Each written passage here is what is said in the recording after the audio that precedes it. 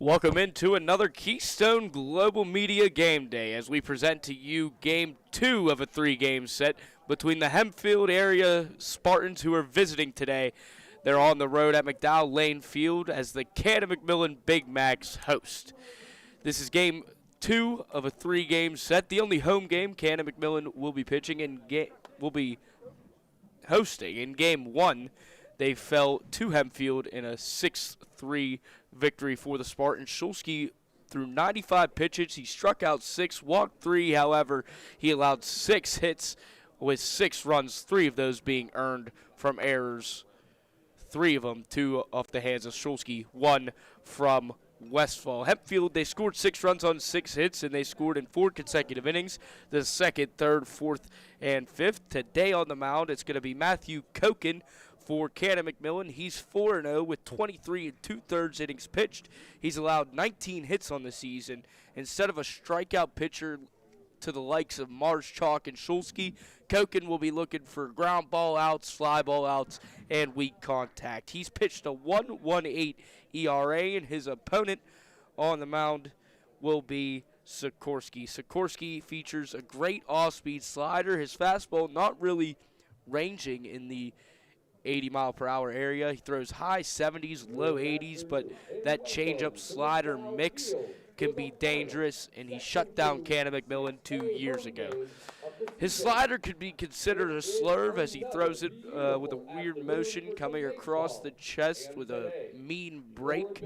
But it's going to be interesting. Marschalk, usually the number 2 starter following Shulsky, but since he pitched twice last week, that's not the story today. He did go 3 for 4 with 2 runs yesterday, however, did Marschalk, and the 2 lone RBI came from the bats of Petregas and Radu. Yesterday it was Simmons who started for Hempfield. He went 4 innings, allowed 3 earned runs on 8 hits. He would go to strikeout 2 and walk 1. He was followed with Willis, who earned the win in 3 innings pitched, allowed no runs on 1 hit while striking out 3. Your 1-9 will start with the visiting Hempfield area Spartans. Catching for Sikorsky is Ian Kowalczyk. He'll lead things off. Grady Wheaton in the 2 spot playing second. Drew Jones will be your 3-hitter. He's in center. Designated hitting for Lucas Harshman is Evan Dunlap in the 4 spot. Owen Shugley will play first base and bat 5th. Owen Sikorsky on the mound, and in the 6th hole, Chase Damaska playing short, batting 7th. Lucas Simmons is playing 3rd, batting 8th, and batting 9th to round things out. And playing in that 9 position on your scorecard in right is Luke Murray. On the defensive side of things for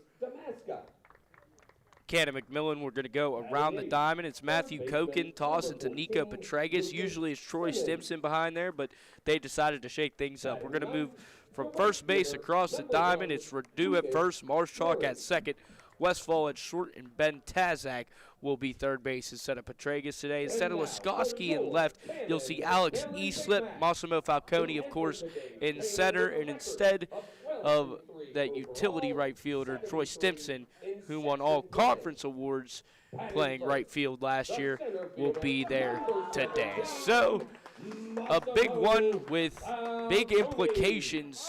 What was a huge lead in conference play. Canon McMillan at one point was 7-0 in conference play. They've dropped the last 3 games in conference. So they are now, they've lost 3 out of their last 4. They are now 7-3, still atop that WPIAL 6A Conference 2, but definitely some ground has been made from the likes of Norwin and Mount Lebanon. Hempfield in the 4 spot at 3-4. Overall records truly don't matter, but let's talk about how Canon McMillan started 11-0 and now has dropped the last 3 out of 4. Spoke to some players, pretty much the whole lineup 1-9, and asking what could be fixed, what's been the problem, and the consensus was individual at-bats compared to team at-bats. They haven't strung really any offense together to put anything in a row. They kind of flatten out through the first 2 outs. They've had a lot of 2-out rallies, but obviously with 2-out rallies comes slim margin of error.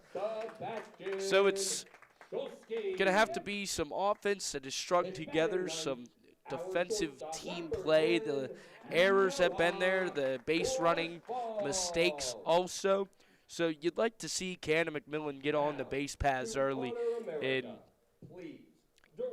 string some offense together. But as we get ready for the playing of our national anthem, it is the visiting Hempfield area Spartans at McDowell Lane Field playing the Canon McMillan Big Macs, who are still first in that conference.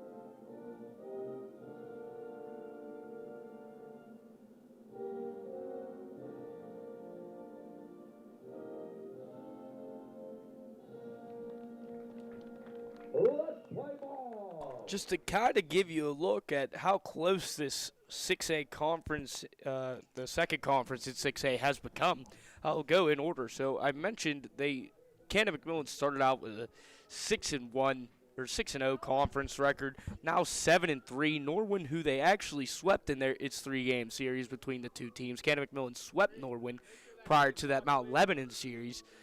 Norwin's only a half game behind Canon-Mac now. Canon-Mac sits atop first place, 7-3. Norwin in second at 6-3. It's Mount Lebanon who took 2 of 3 from Canon-Mac last week. They're now 4-3 in third place with an 11-4 overall record. Canon-Mac having a 12-3 overall record. Two evenly matched teams. We saw an ugly game 1 from Canon-Mac. They bounced back in game 2 but lost game 3 at home once more. Hempfield in fourth place with a 3-4 conference record, 9-7 overall. In conference play, they've scored 39 runs and allowed 28. And then Woodland Hills still winless in the fifth spot. 13 runs for in those 7 conference games. So it's another Keystone Global Media Game Day, and your field umpire is Paul McIlvain. Behind the plate calling balls and strikes will be Todd Ventresca. Leading the Canon McMillan Big Macs is head coach Brendan Steele, graduate of Waynesburg University. Assistant coaches Dan DeVitis, Pat Gannon, and Rich Rodi.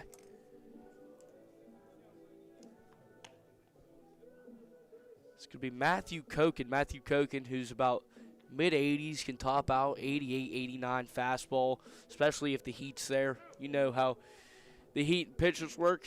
As it gets hotter, those miles per hour bump up.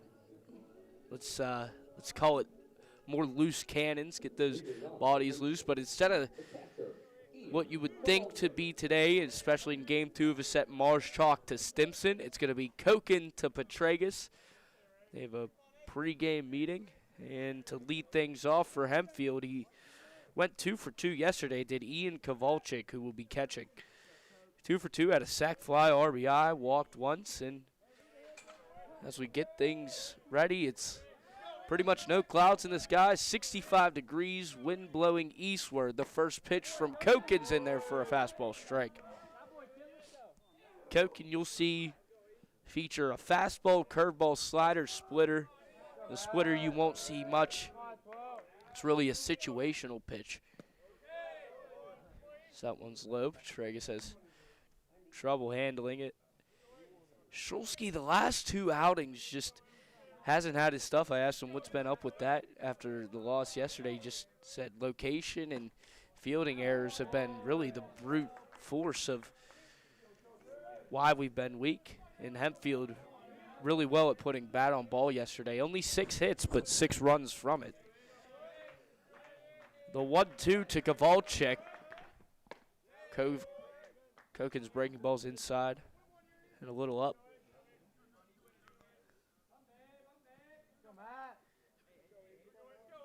Opposition bats .229 against Matthew Koken, his 2-2. Fastball fought off.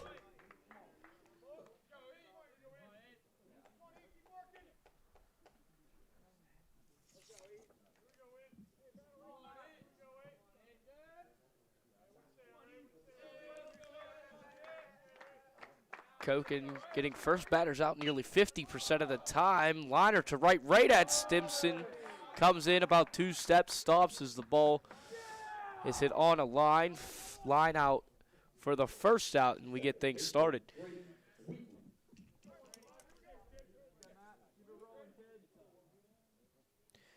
Grady Wheaton playing second base, went 0 for 2 with a walk yesterday.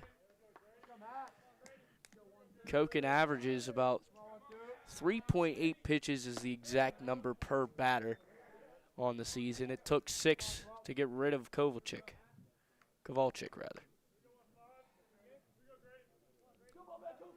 Wheaton sees a ball high. See how Koken answers. Fastball out.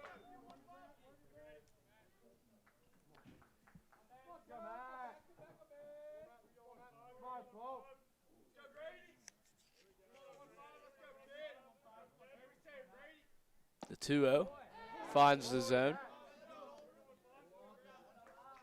Todd Ventresca gives him the outside corner.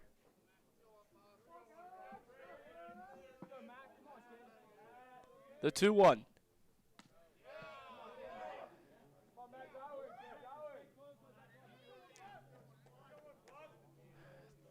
3-1 is probably the best count to be in as a batter. One more pitch is a ball. You still have life with a strike. And you're hunting that strike, obviously. Breaking ball off speed in there. Koken likes to overlay that slider with the mid-80s fastball. Works out for him. The full count and the payoff. Struck him out looking. Wheaton threw his bat toward the dugout in assumption of a walk. Koken thinks otherwise.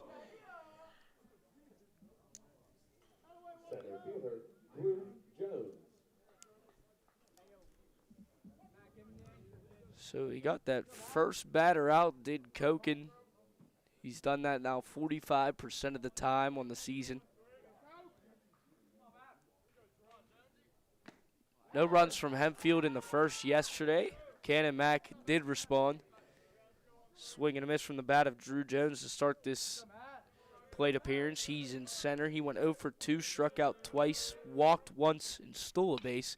He was one of 2 stolen bases yesterday as that one's fouled back. Koken efficient with the 3-hitter and an 0-2 count with 2 down.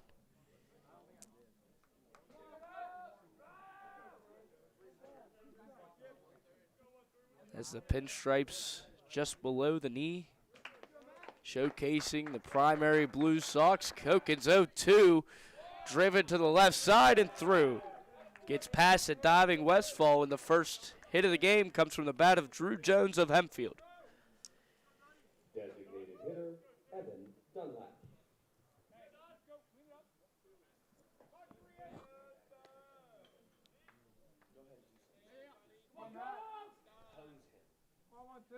Evan Dunlap, designated hitting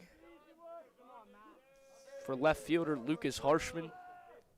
He went 0 for 4 yesterday, struck out 3 times.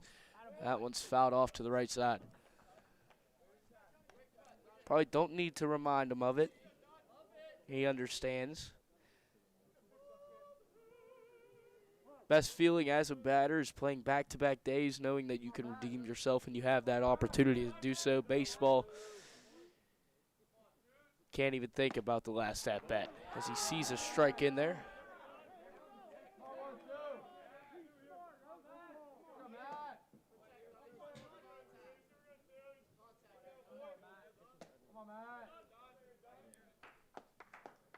So now the 0-2. Driven over the head of Marshchalk to center. Falcone cutting off. Runners on the corners and 2 down. Does Hempfield have a 2-out rally within itself? So 2 consecutive singles place runners on the corners. Koken, who was cruising, now finds himself in some early trouble. Owen Shugley playing first base. He was 4 of 35 going into yesterday's game, but he had a day. Went 1 of 2, walked twice with an RBI, did Shugley. Runner on first, Dunlap. On third is Jones. Koken checks Dunlap.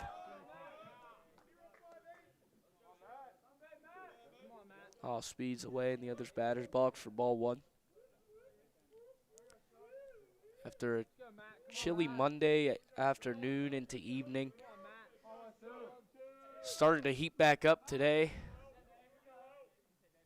Gonna reach mid to high 70s over the next 4 or 5 days. We'll see some rain over that course. Threatening is Hempfield. Shugley seeing a 2-0 count from the hand of Koken. His 2-0.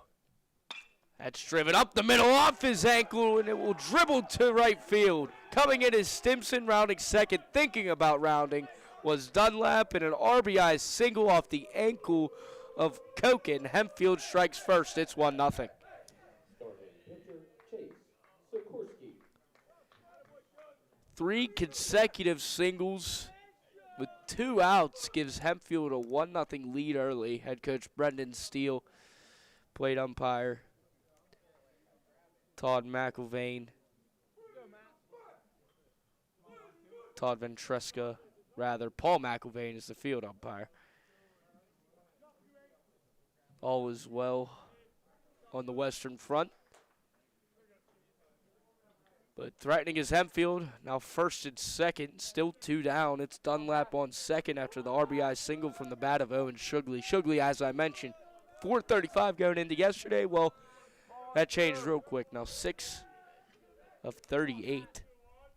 So 2 out of his last 3 at-bats, he's gotten a hit. Now it's Owen Sikorsky. He'll be on the mound trying to do some damage of his own, give himself some insurance in the first. He went 1 of 4, scored twice yesterday, struck out once. He's in an 0-1 count after that foul ball.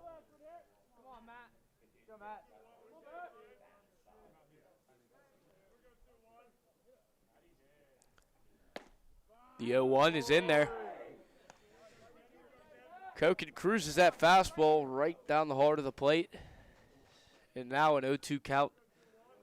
Wanting to get out of this one, almost feeling as if you need to, especially the way this last about week and a half has gone for Canon. The 0-2 is up. Wanting but holding Sikorsky. Kind of flashed the hands, but the bat never moved. You'll understand that feeling as a hitter. Wide stance is Sikorsky. Like, very wide. 4 inches of straddle between. It works out as that ball's driven to left center field. Cutting off is E-Slip. Rounding third, headed for home is Dunlap. Into third safely is Shugley. And an RBI single reaches second on the error is Sikorsky. 2-0 Hempfield strikes. Shugley into third. Sikorsky moves up to second. A plethora of singles, all with 2 outs. 4 in a row, that is. From the hand of Koken and off the bat of the Spartans.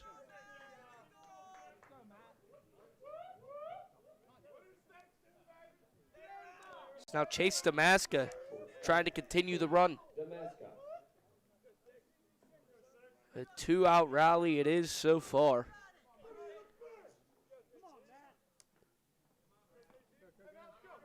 Jones singled past the diving Westfall. Dunlap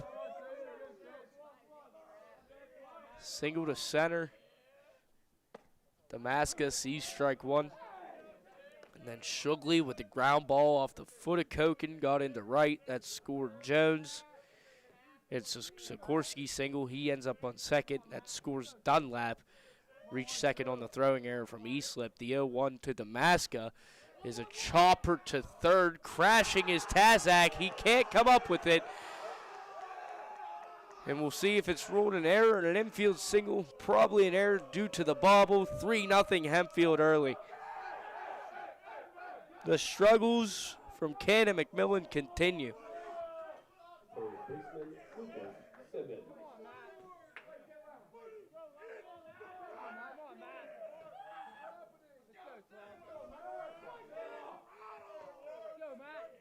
Lucas Simmons went 1 of 3 yesterday. Check swing down the line, right to Redu.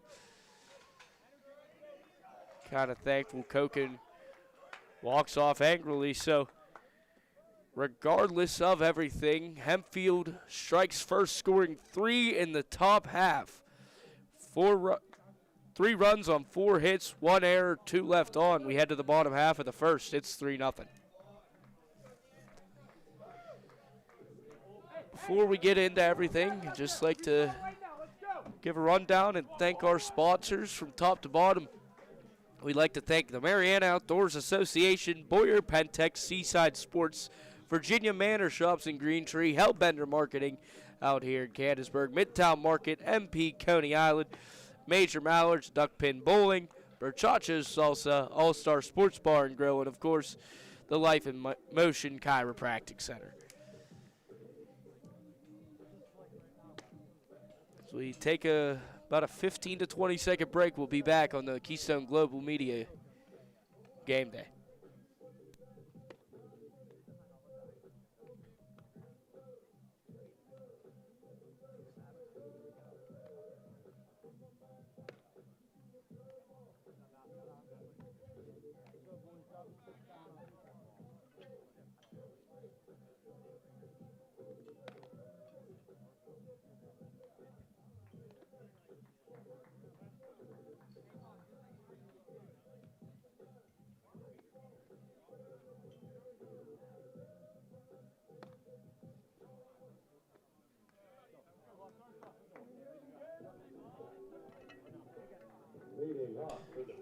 Canon McMillan, after 3 runs from Hempfield in the first inning, trying to strike first. Massimo Falcone, who had a batting average near and upwards of 600 about midway through that Mount Lebanon series, now down to an even 500. 50% of the time he gets a hit. That's impressive. He has 9 RBI on the season, does Falcone. He was all-conference last year out in center. He scored 18 runs, which is the most on this team. It's Owen Sikorsky pitching. He features a great off-speed slider. Watch out for that. Doesn't throw all that hard. But the last time he faced these Big Macs, he went to work. I think that was 2 years ago it was.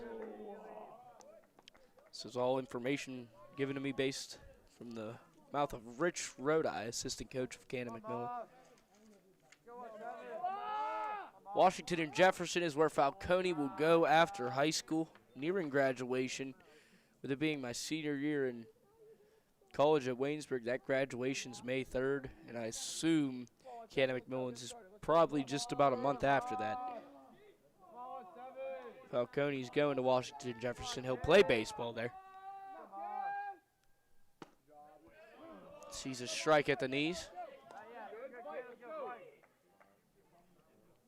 Falcone, usually aggressive, doesn't take strikes often. He's only struck out 4 times this season, now in a 2-2 hole. That one's away.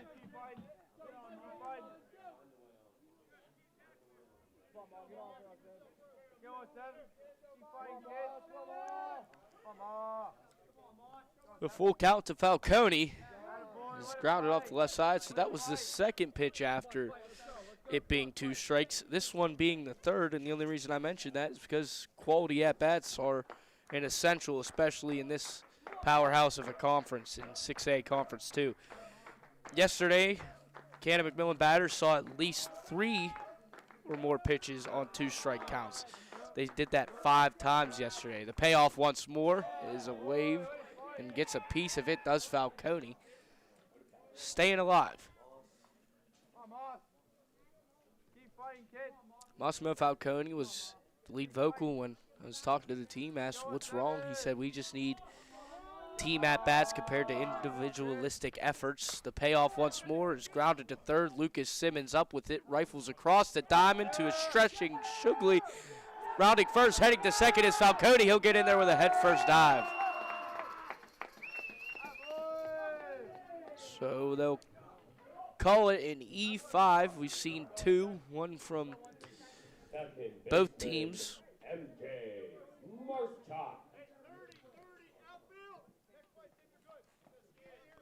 Now that he's in scoring position, I doubt this early Falcone would be on the move. He's 15 of 15 in the stolen base category this season is Falcone. On to MJ Marshak. He's batting .400, has hit 4 out of the park. 16 RBI does Marshak have. Committed to Winthrop to be a pitcher, although his stick has been nothing but impressive this year. He went 3 of 4 yesterday with 2 runs with a .778 slugging percentage. That leads the team. The 1-0 to Marshak is lined over the dugout.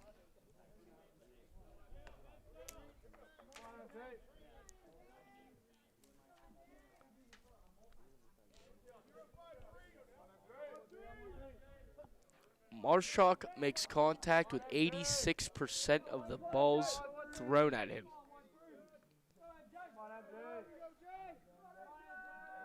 The 1-1 to Marshak. It's a curveball that doesn't break. Falcone threatening was Kowalczyk.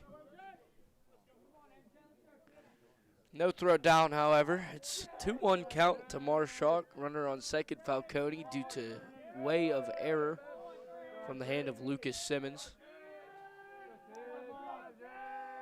Damasco holds Falcone on, but then veers off as Marshak sees ball 3.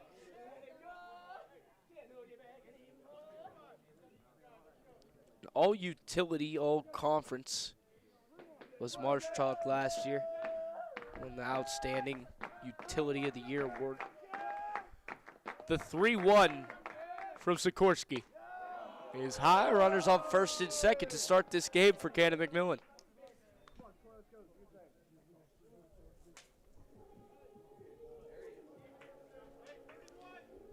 Now batting Troy Stimson with a .333 average. He's hit 2 home runs, 12 RBI on the season. He's a .667 slug percentage, does Stimson. He was all conference last year in the outfield.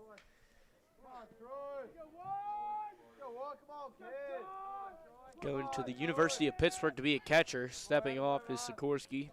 Wanting nothing to do with it is Falcone. He gets back in there without a contest. The first pitch to Stimson. So breaking ball in there.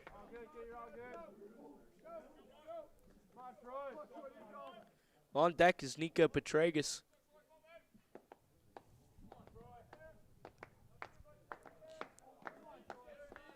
First and second, none down. 1-1 count to Stimson.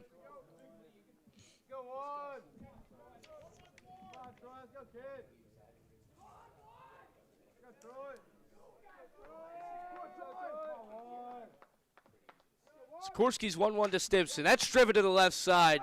Trouble with it is Damasco. On to first, no throw. Bases juiced. 2 errors from the left side of the infield of Hempfield area. And holding a team council is Ian Kowalczyk, the catcher, kind of gathering the Spartans up, settling them in, understanding the 2 early errors. Probably just a, hey, let's help our guy out. Because bases are now juiced. It's Falcone at third, Marshchalk on second, Stimson at first. All pretty much handed to him. Went E5. Falcone reached second, then Marshchalk walked. Now Stimson reached on an error, and Sneeko Petragas, he has 7 doubles on the season. One of those would be nice right now. He recorded an RBI yesterday and tripled once. First pitch to Petragas, he sees in there. Hasn't hit a home run yet, but he has batted 14 RBI. That's third on the team, behind Marshchalk and Redu.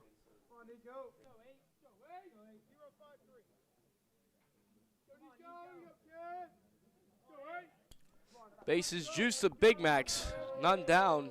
The 0-1 to Petragas is low. It gets past Kowalczyk. Crashing for the plate is Falcone. And no contest. It's 3-1. Runners still in scoring position as all 3 move up 90 feet, including the first run of the game for the Big Macs. The offense we've been waiting for, still all by way of errors on Hempfield. Error, walk, error, wild pitch.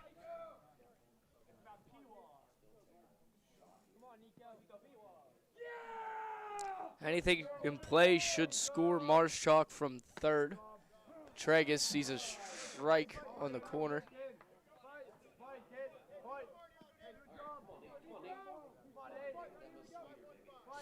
Petragas in a 1-2 count.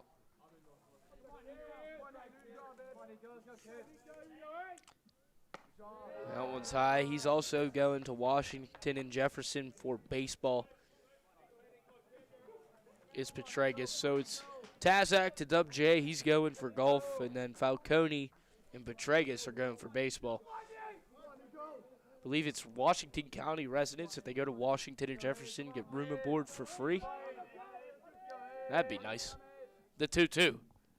Driven to the left side. Up with it is Damaska. Another error. Petragas reaches safely after the bobble. Marshchalk comes around to score from third. I said any ball in play should score him, and it does. It's 3-2 still with none out.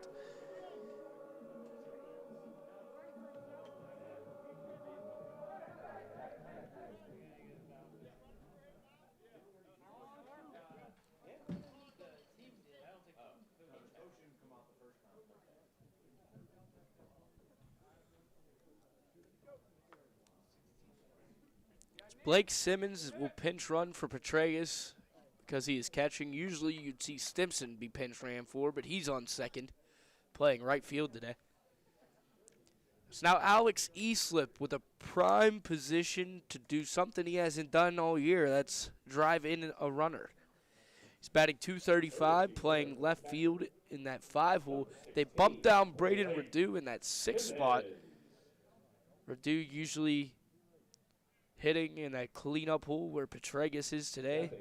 Made worth of it, did Petragas. Redu, who bats .308 with 4 home runs and 17 RBI, is on deck. But Easlip doing something Caden Laskowski did last week, and that was drive in his first RBI. And in that same game, Laskowski hit a solo home run, so he actually had 2. We'll see if Easlip can answer. 3-2, runner on first is Petragas, on second is Stimson. Checking him is Sikorsky.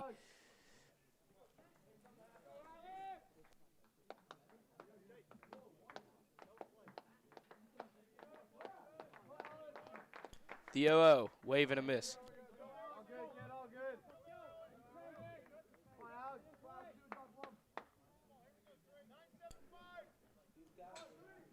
That was head coach Tim Buzzard who held that mound meeting. Sikorsky's 0-1 to Easlip. Appeared to be on the corner, but was out just a touch. That outside corner seeming to have some leeway. kind of varying a little bit. The 1-1 delivery is driven high and foul off to the right side. Easlip in a 1-2 hole. Sikorsky on the mound. He's had some trouble. All damage has been done by just pure mistakes on the defensive side from the Hempfield Spartans. They're 4th place in the conference, 3-4. The 1-2 to Easlip gets away. No, it doesn't. Fantastic job by Ian Kowalczyk to hop up and get a ball that sailed about a foot over the head of Alex Easlip.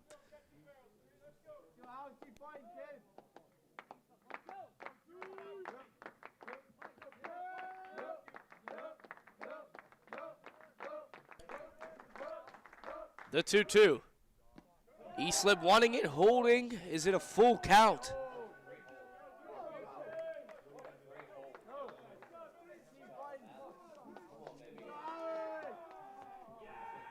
Struggling is Sikorsky. Runners on first and second. Still no outs. Stimson on second. Petregas on first. The 3-2 payoff. Foul back.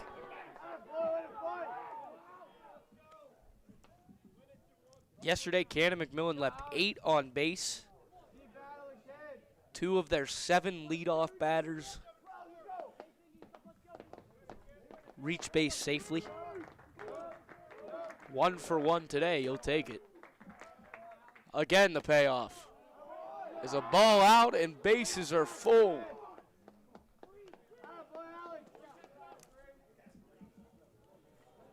Braden Radu, just the guy you want up with the bases juice. Radu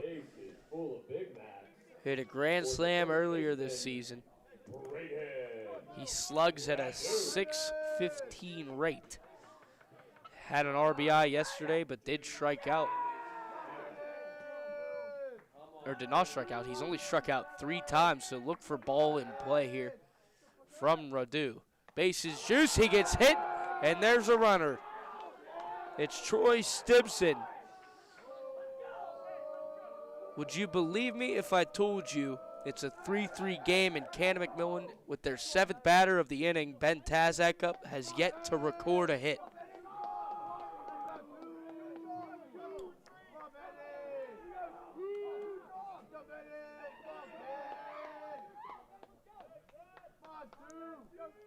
Tazak just 1 RBI on the season. Sees a slurve in the middle of the zone for the first strike. Third baseman, Ben Tazak.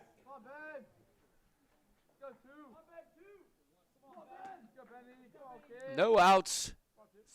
Base is full. That one at the letters, but on the outside corner. Called a strike.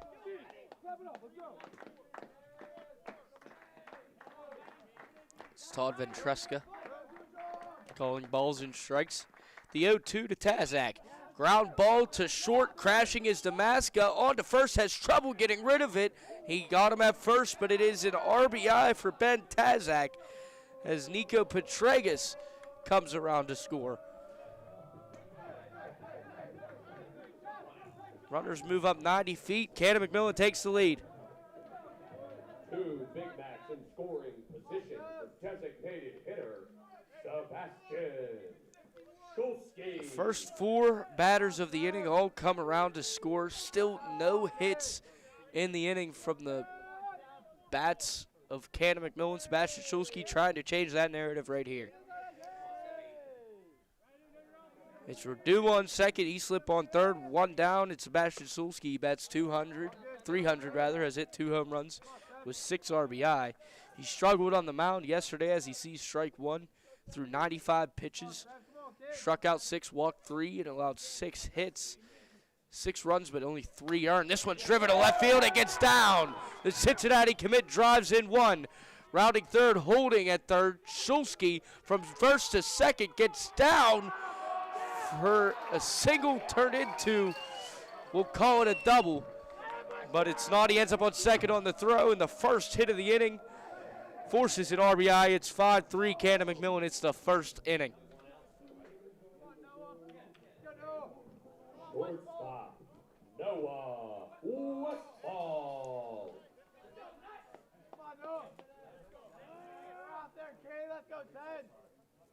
The only out came from the bat of Ben Tazak. He grounded it to a 6-3 put up, was an RBI. Shulsky, we're going to give him a single RBI. It's 5-3. That one's driven to left field. Back is Harshman toward the wall. It's off the wall. Radu in to score. Shulsky rounding third, headed home. Into second is Westfall. 7-3. Canon McMillan leads. They batted around. Falcone's up. Still one down.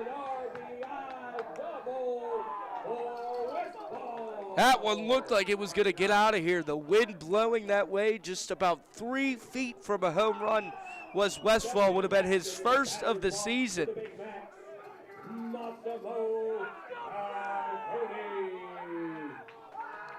They batted around.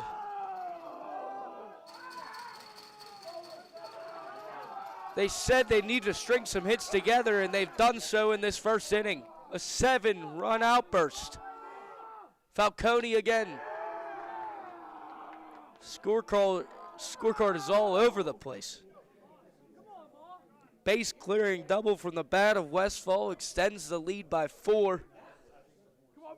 It's his 8th and 9th RBI on the season.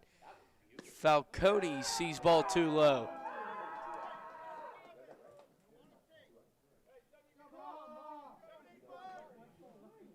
Head coach Brendan Steele has to be pleased with this rain of bats. A lot of mistakes from Hempfield. It's 3-0.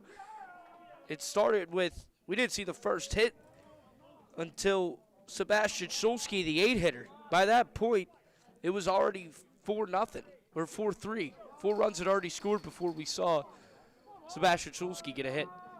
The 3-0 to Falcone. Red light, especially with the way his offense has been hitting him in the first. Sikorsky, I wonder if it's going to be an early day. We're going to see 7 runs across. Head coach Tim Buzzard, his 18th year at the helm from Hempfield, as there's a ball skied into shallow center. Some miscommunication, but the center fielder comes on. That's Drew Jones, not Andrew Jones of the 98 Braves. Second baseman, MJ Marshak. Now MJ Marshak walked and scored his first time up. Falcone reached on an error his last time up, but popped out. So now 2 down. Marshak wanting the slurve high, broke late. Doesn't catch the zone, doesn't get the call.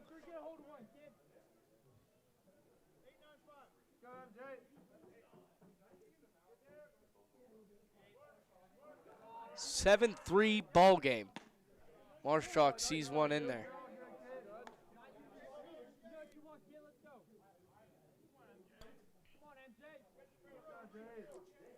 About 65 degrees, now some clouds moving over the skies. It was pretty clear when we got things started. The 1-1 to Marshak is another high skied ball. Calling everyone off is shortstop Damaska, who's committed 2 errors in the inning.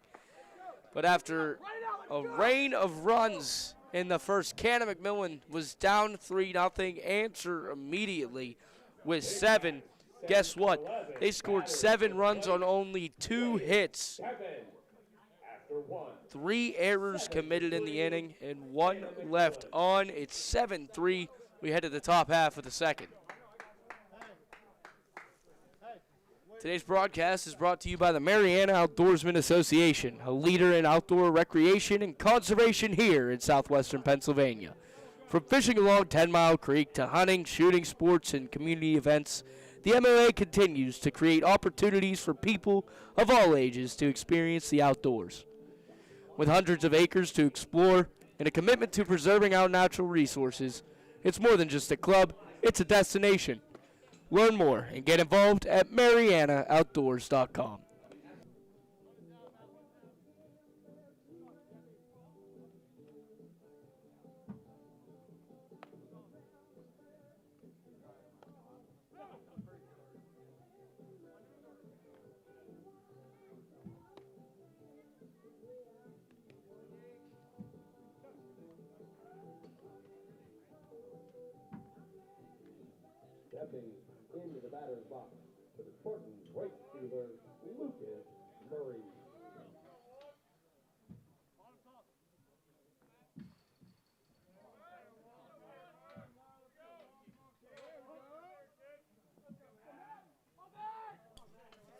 Koken on the mound again. It's Luke Murray. Was one of 2 stolen bases yesterday along with Drew Jones. He struck out but recorded an RBI as well.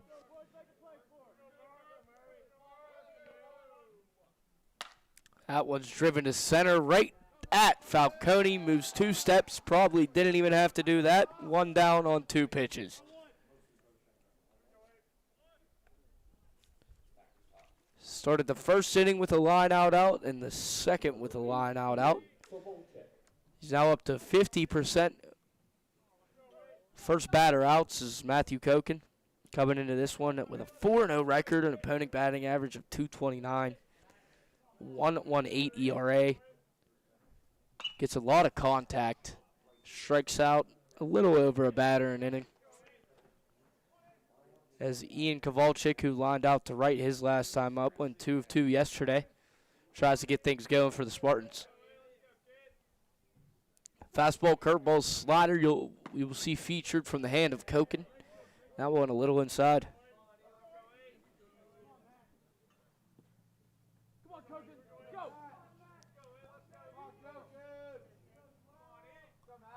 Koken's 1-1.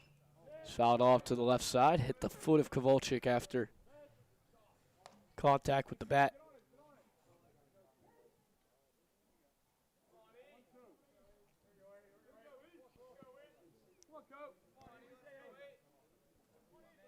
Koken stares down the signal from Petregas. None on, 1 down, the 1-2 inside.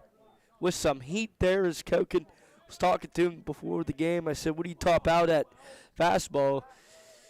I said, what, like, you thinking like 88? He was like shaking his head. I said, I'll just say you throw 90. Make you feel good. The 2-2 is low.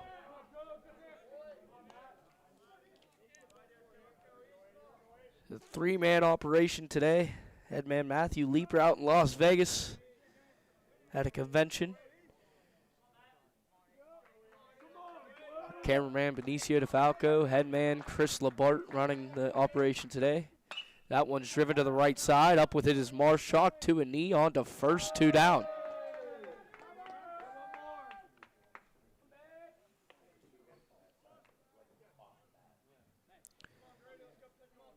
Number 15, Wheaton. Wheaton was victim of backwards K last time, struck out looking, continues his hitless streak in the series. Walked yesterday, but now 0 of 3. Sees a breaking ball that never broke.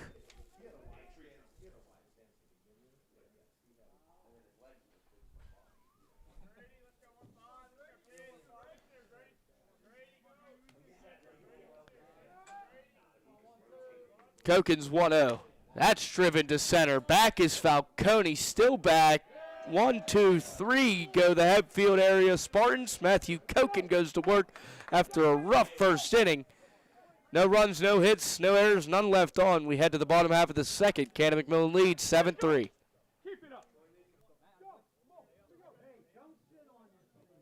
Today's game is brought to you by Boyer Pentec, your local experts in restoration and construction. When fire, water, or store damage hits, Boyer Pentec is ready to respond quickly and professionally, helping homeowners and businesses recover with confidence. With decades of experience and a hands-on approach, they manage the entire process from cleanup to rebuild. Visit BoyerPentec.com and see why they're trusted across Western Pennsylvania. Go, man, keep it up. Right now, here we go.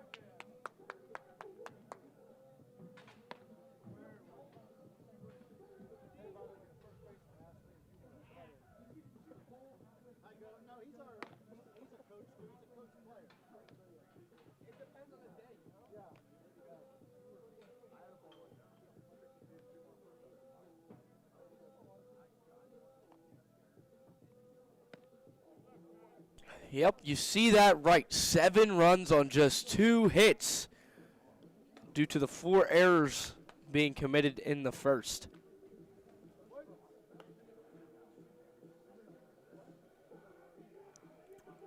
I'll read down 1 through 9 what happened. was an E5 off the bat of Falcone. Marshchalk reached on a walk, so that's first and second. Stimson reached on an error, bases loaded, none down. And Nico Petragus reached on an error, that scored Falcone. Alex Easlip walked. Braden Radu was hit by a pitch. Ben Tazak grounded into a 6-3 RBI. Shulsky, after already scoring 5 of the inning, steps up with a 4 of the inning, steps up with the first hit, gets an RBI single, and then Noah Westfeld cleared him with a base clearing double. That scored 2. Now it's Troy Stimson. He reached on an error last time, came around to score.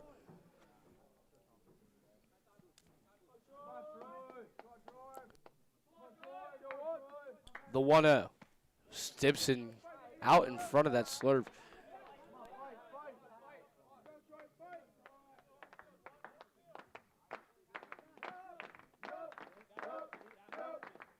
The 1-1, grounded off to the left side.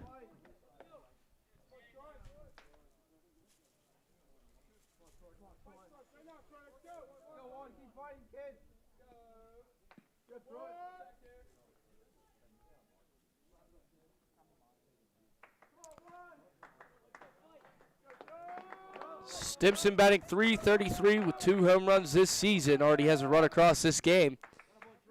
He'll step out.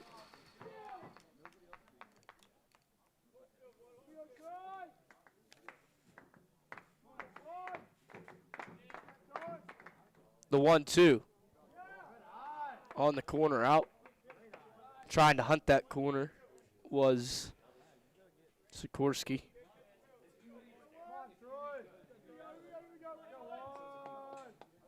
Can't really blame him for half the offense that occurred in that first inning. Strike out Stimson looking on that nasty slurve that assistant coach, first base coach Rich Rodi mentioned to me.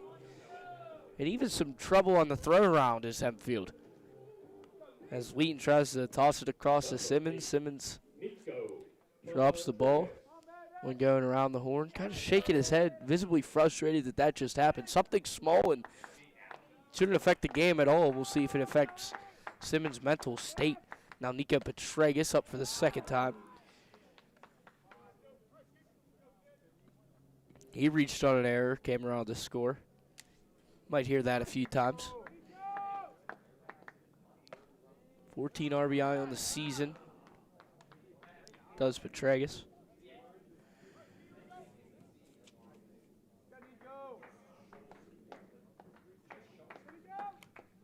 The 2-0. And I mentioned it was Petragus Falcone. I forgot to mention Matthew Koken also going to Washington and Jefferson. So those 3 definitely played their cards right in terms of money down the line. They'll save a lot with that Washington County benefit. The 3-0 to Petragus gets the green light, sticks one into center. Drew Jones up with it. Petragus now 1 for 2. Number 3, Alex Easlip. Courtesy runner Blake Simmons comes in again for Nico Petragus.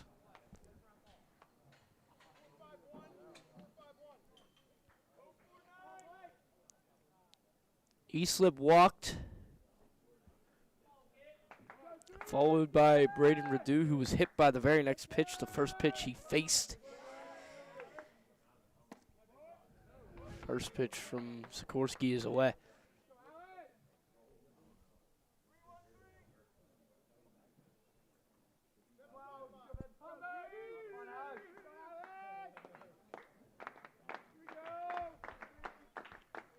Petragus on first by way of the single. The pickoff move from Sikorsky, quick one. So Shugley over there first. Shugley's been giving Cannon McMillan some fits when he's up at the plate so far this series. His 1-0. Easlip fouls it back. The benefit of a courtesy runner is having some more speed when necessary. Blake Simmons just, say, about stride and a half quicker than Petragus when it comes to the base paths.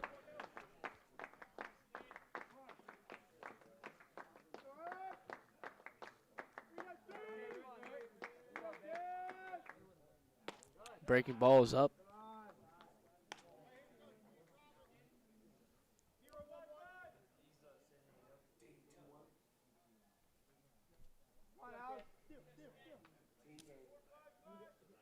Tregus on first. Stimson struck out looking, so there's one down. Another pickoff over there. It's Simmons. Simmons on first. Petregas, I keep saying Petregas, but it's Simmons, the courtesy runner, who's on first. He took over. He will take over for Petregas every time he's on the base pass. So let's beat that into the brain, huh? E-slip sees the 2-1, a wave and a foul ball. Kind of just sticks the bat out there, gets a little contact, threw his hands at the bat. Hands at the ball, rather.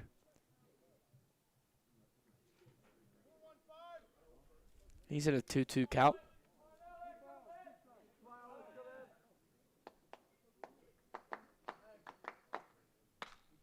That one is once more fought off. So I said quality at-bats 5 times while with 2 strikes in the count yesterday. Canon McMillan had 3 or more pitches after that 2-strike count. Simmons, normal lead at first, he goes, gets a late break. That one's driven down the left side, it's fair. Gets almost to the wall, trouble with it is Harshman. Into third is Simmons, hit with a double as E-slip. Second and third, just one down, brings up Braden Radu. Radu was working the tee before the game. I said, what's the game plan today? He said, hit a dinger. So we'll see if he does. And he said, no, actually, I've been a little late, a little behind the ball. So the plan is to get the foot down quicker and try to be a pull side hitter today. We'll see if that is the case. Righty on lefty matchup probably sees that slurve a little longer compared to right-handed hitters. It's coming in at him instead of away from him.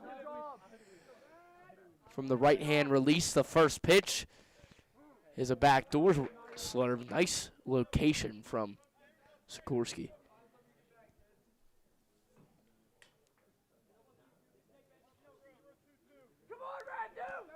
Two hits in this inning, no runs. 2 hits in the first inning, 7 runs. Baseball is a weird game. That one's low.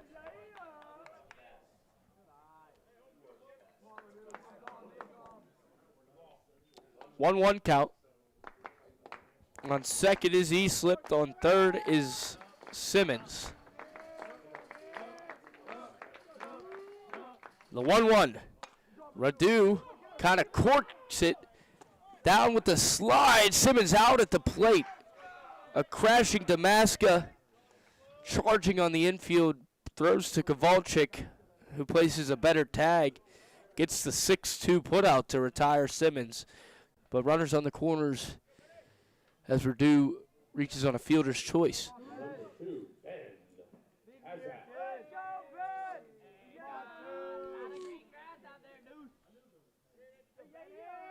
2 down. Runner on third is E-slip after he advances 90 feet. It's Ben Tazak. Grounded into his 6-3 put out. Recorded an RBI. His first at-bat did Tazak.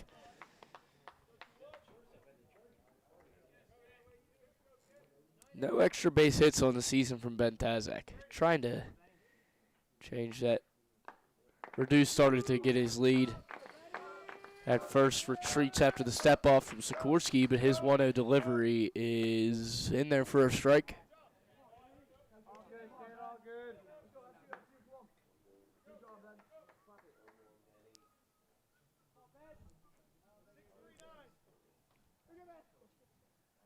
Now 2 RBI on the season after that fielder's choice in the first. The 1-1 fouled back.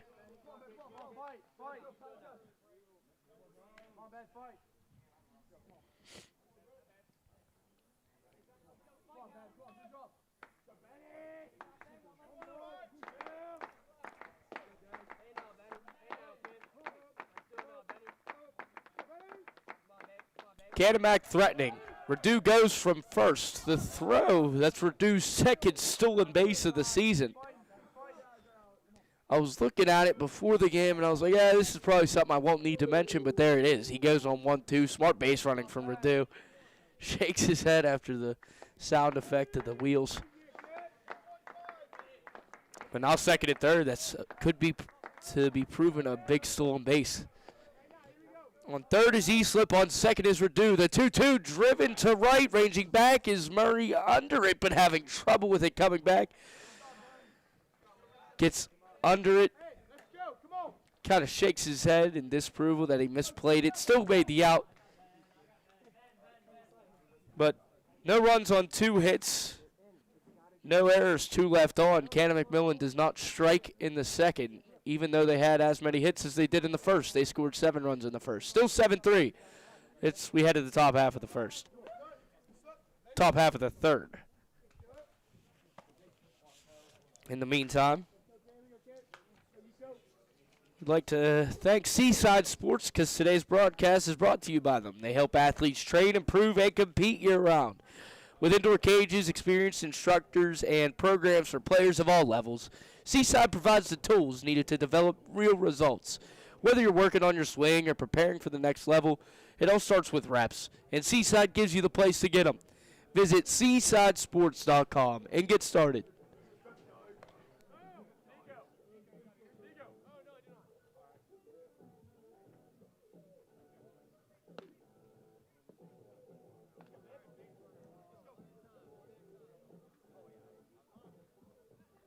Leading off to the sports, number 13, Drew Jones.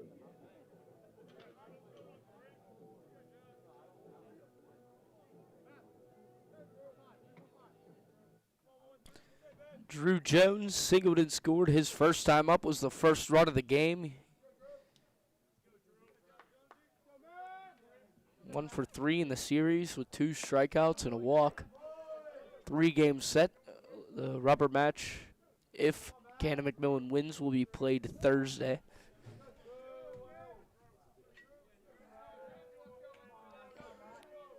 Koken's gotten first 2 batters out each of the first 2 innings. This time, all 3 first batters out on the 6-3 put out. Westfall with the throw, the scoop from Radu, and there's 1 down.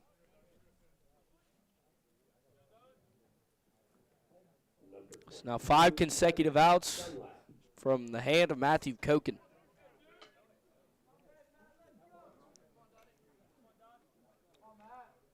Saying Matthew Koken made me want to take a little sip of that Diet Coke, Lanny for Terry style.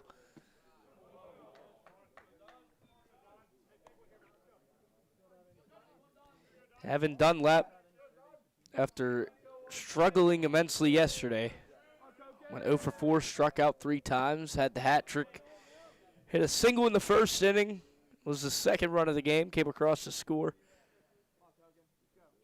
after that single from Owen Shugley, who's on deck. Koken's 2-0 is up. With the way he's been grooving, surrendering a base runner due to fault of his own would be something that I'm sure he'd beat himself up over. And a 4-pitch walk. Dunlap is on first with Shugley up.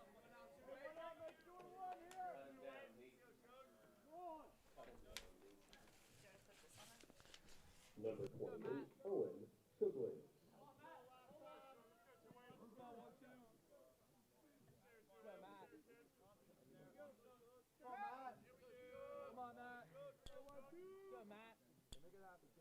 Owen Shugley now. See strike 1, so after 4 consecutive balls on a 4-pitch walk, Shugley takes strike 1. I mentioned was 4 of 35 going into yesterday's game, has been on a tear this series, now 2 for 3 with an RBI and 2 walks. Playing first is Shugley. Ground ball over the head of Koken. Westfall on to first, taking the out where he can get it. Appears to have tagged Shugley on the left arm, and yeah, by the reaction of Shugley, it'll go as a fielder's choice 6-3 put out. wanting to turn two was Westfall, but after it hit the glove of Koken, kind of slowed that ball down. Unable to do so, but there's 2 outs. Runner on second is Dunlap. 2 6-3 putouts so far. It's now Owen Sikorsky. Sikorsky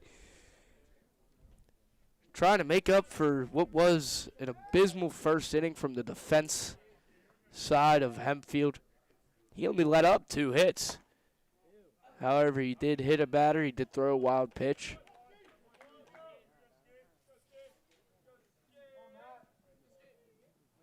He also walked Easlip in that first inning, but it's the third, and could be a new ball game. Tragus struggles catching that ball in the inner corner.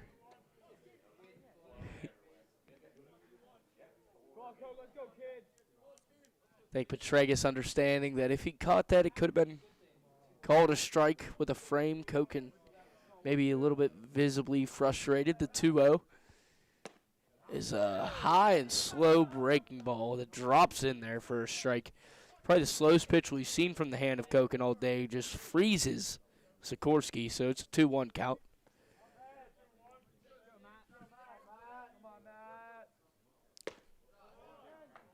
That one's up. 3-1.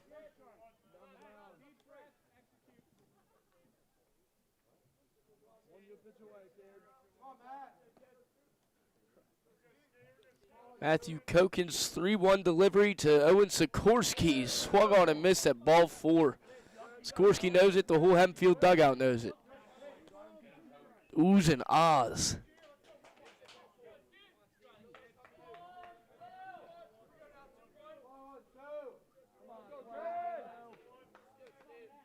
Three-two, 2 down. Runner on second is Dunlap. He reached base by walking. Then a fielder's choice. The payoff swung on and missed. A gift from Sikorsky gives Koken more life. Should have been ball 4. Turns into swinging strike 3. No runs, no hits, no errors, 1 left on. We head to the bottom half of the third. Canon McMillan still leads by 4.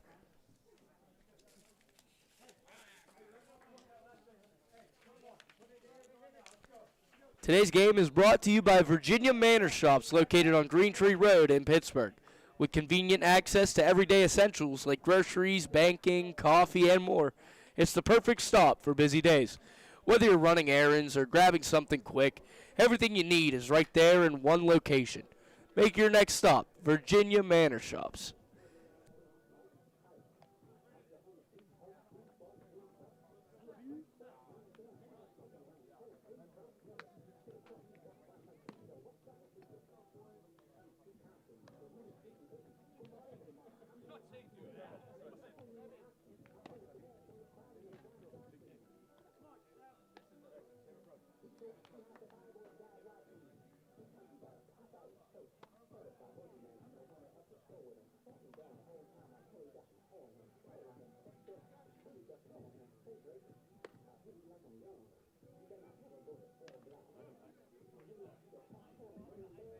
Seven runs on 4 hits. Only 1 error committed. The errors have become a common theme, something that defensively Sebastian Schulski said they need to get better on. Ironically enough, I didn't even look at it, but Sebastian Schulski is leading off. Said they need to limit the errors, but Hempfield has pretty much canceled out anything they could do. Well, that's not true, but have done yet. 4 errors all committed in the first inning. There's a high drive to deep left center. Ranging back is Jones. Under it, backpedaling for a deep first out. Just got under it did Schulski. 1 pitch, 1 down.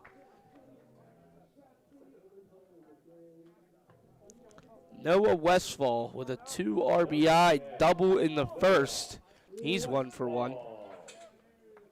Coming into this game, batted at a .278 clip. With now 9 RBI on the season. Gets on base over 35% of the time. First pitch from Sikorsky bounces in front of the plate.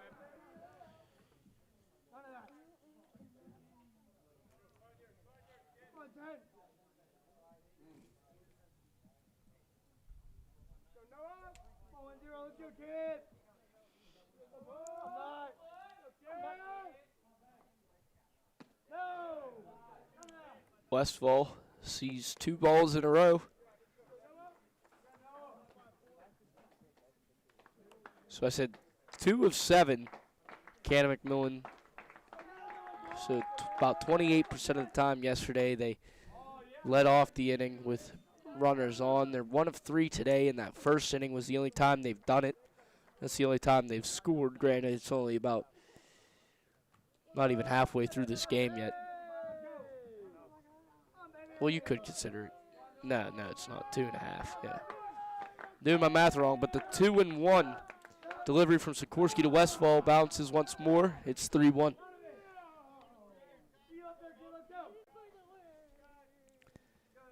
As you see the scroll across the bottom of the screen, that's the record in games in order of which Canon McMillan played. You'll see in a little bit that you see some losses. They've lost 3 out of the last 4. Ground ball to Damaska, up with it onto first.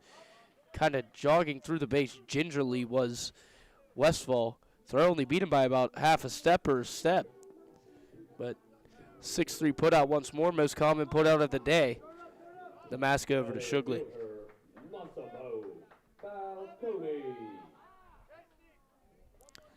Falcone 0 for 2, reached on an error in the first inning, popped out to shallow center in the, that was also the first inning. Breaking ball finds the zone. It's all conference last year. He gets on base about 56% of the time, does Massimo Falcone.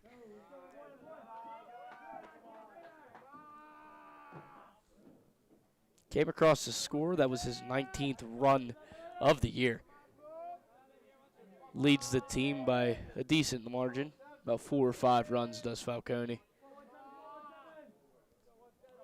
And you have Sikorsky's 1-1. Ground ball to short. Falcone's speed is going to be a tough play. Damaska raging to his left. Gets Falcone by a half step.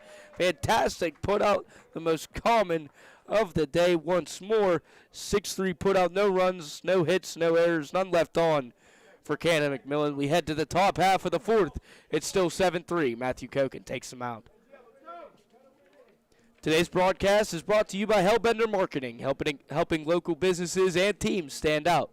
From custom apparel and promotional gear to design, printing, and branding, they deliver high-quality results with a personal touch. If you're looking to elevate your brand or outfit your team, Hellbender Marketing has you covered. Visit hellbendermarketing.com and get started.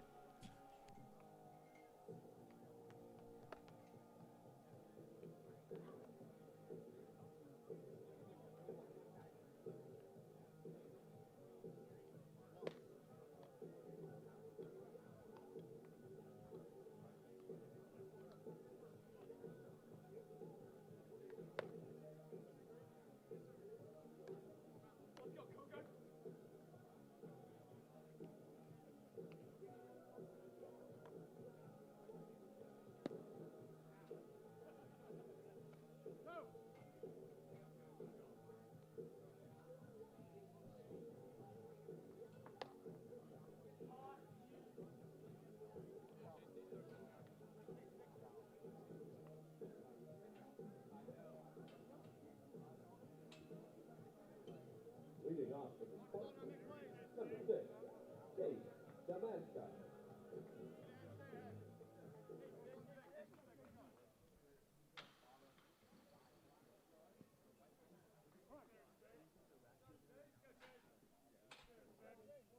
Top half of the 4th inning, leading things off on the side of Hempfield is Chase Damaska, who had 2 solid plays at that shortstop position. We were speaking about it before the game, Benicio DeFalco, our cameraman today. He said that shortstop looks pretty nice out there at short. He made some plays in pregame, and he's made a few today as ball 2 is low. So after a run-heavy first inning, we haven't seen any in either of the last 4 half innings. Koken's 3rd pitch of the at-bat is a strike. Chase Damaska reached on an error his last time up. He went 1 for 3 yesterday with a run and an RBI. The 2-1 to Koken is a breaking ball that almost gets a piece of Damaska. So I was wondering how Owen Sikorsky would fare on the mound after striking out to the fellow pitcher. The 3-1. That's driven right off the leg of Koken again. Twice in a game on to first. It would have been a 1-4-3 putout if Damaska didn't get that infield single. But for the second time, Koken is smoked with a ball off the leg. That's one of the things you see maybe once in a month in baseball, but it happened twice in 3 innings.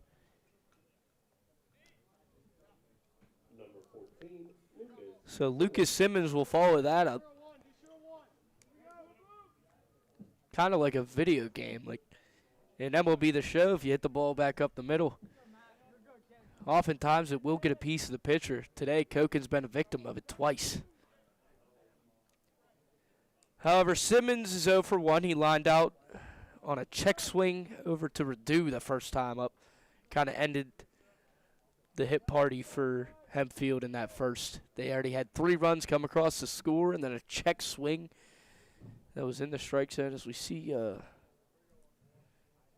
don't know if Todd Ventresca is adjusting anything or if there was any lineup change. I didn't see either head coach go out and speak to Ventresca. But regardless, play is on. Damaska on first by way of an infield single. And Lucas Simmons seeing strike 1 after a foul off to the left side.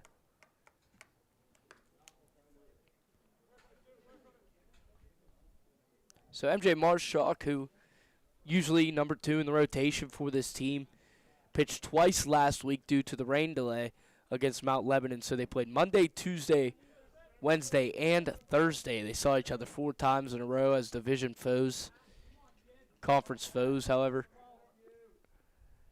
That one's driven over the head of Westfall, rounding second, heading for third, but staying at second is Damaska. First and second, none down. Simmons with a line drive to left. Luke Murray now lined out to center his first time up.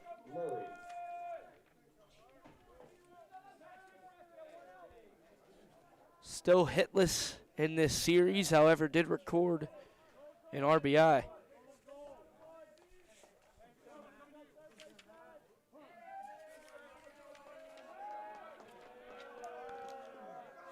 None down, threatening is Hempfield for the first time since the first showing bunt is Murray pulling.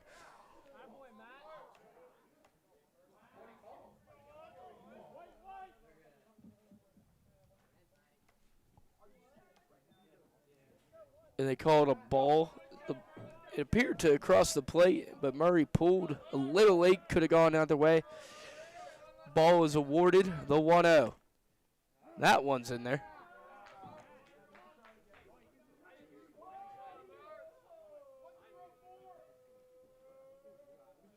Hempfield walked 5 times yesterday, only plated 1 of those walks in the 6-3 victory.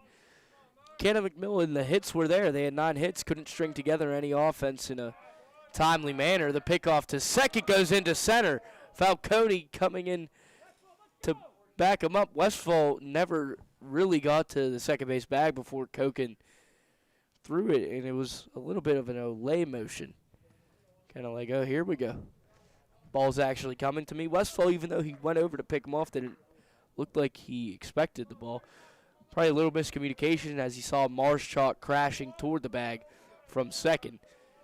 But middle infielders playing tight to the second base bag, holding on Damaska. Runner on first is Simmons. The 1-1 to Murray after Koken checks Damaska is a strike that looks like he went for it, bouncing in front of Westfall. Did he go? And yes, it is a 1-2 count. That one was definitive. Murray did everything he could to get his bat out there. Was unable to do so. Now finds himself in a 1-2 hole. Redu not holding on Simmons at first, kind of playing in front of that bag for anything shallow or slow chopper. Damaska on second. The 1-2 is just outside.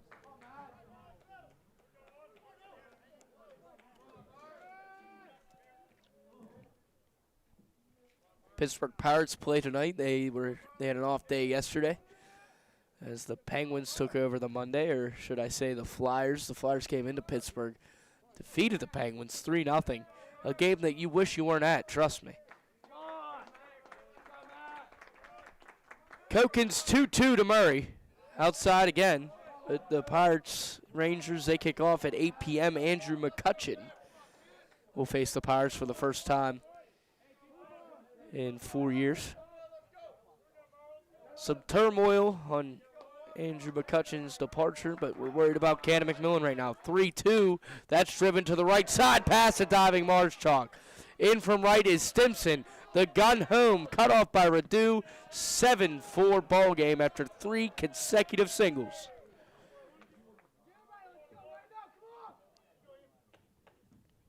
Chase Damaska scores from second on the single to right from Murray. The alignment of the middle infielders playing closer to the bag to hold on. Damaska paid off for the bat of Murray. He gets his first hit of the series and his second RBI. It's now Ian Kovalchuk, still hitless. Thinking of Ivan Kovalchuk, the NHL player. That 1-0 is away. So 2 for 2 yesterday. Kovalchuk 0 for 2 today. Wanting to turn that around. Kind of turn the page backward. Let's figure out what we did yesterday, the 1-0. That's at the knees. Good pitch from Koken. Great location. Maybe gets a call. Could have been a tick low, but good frame from Petregas gives it to him. And the blues and grays are Hempfield, Canon McMillan in the all pinstriped uniforms. On first is Murray. On second is Simmons. The 1-1 from Koken is that slow breaking ball. Doesn't catch the zone, just misses. Don't know if it was up or out. Couldn't really tell from the angle. But Ian Kovalchuk, senior, catching today. Hitters count 2-1 is low.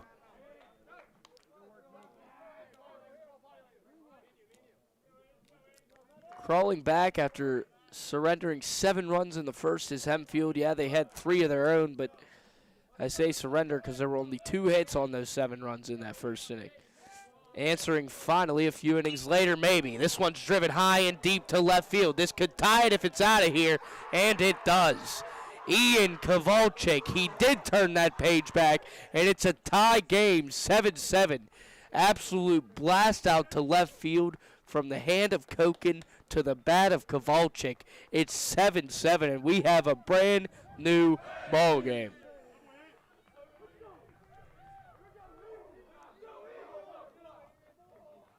Knew that one was gone off the bat. It was just a matter of where it would land.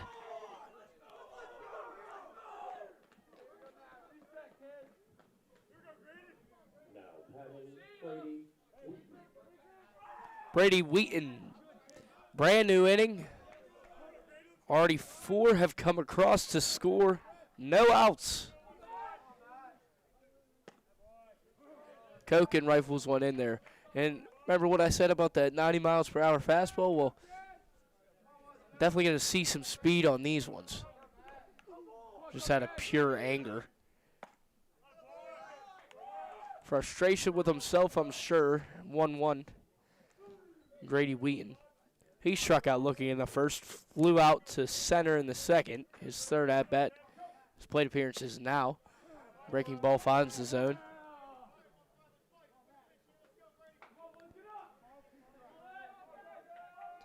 How will Koken respond? The 1-2 to Wheaton. That one's grounded up the middle, and the hit rain continues. 5 consecutive hits from the bat of the Spartans. Now batting, Drew Jones.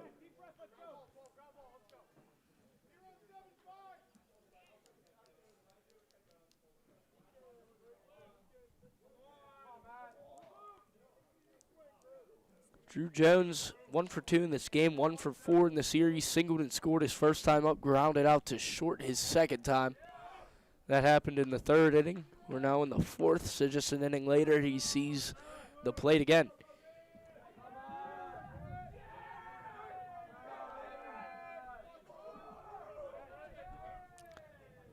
Wheaton on first. Fouled off to the right side. A fastball that Jones probably wanted again. Makes nothing of it. Damascus singled to start the inning. Lucas Simmons followed with that. Luke Murray singled home Damascus. That one's driven to the right side, ranging over Stinson. It'll be out of play.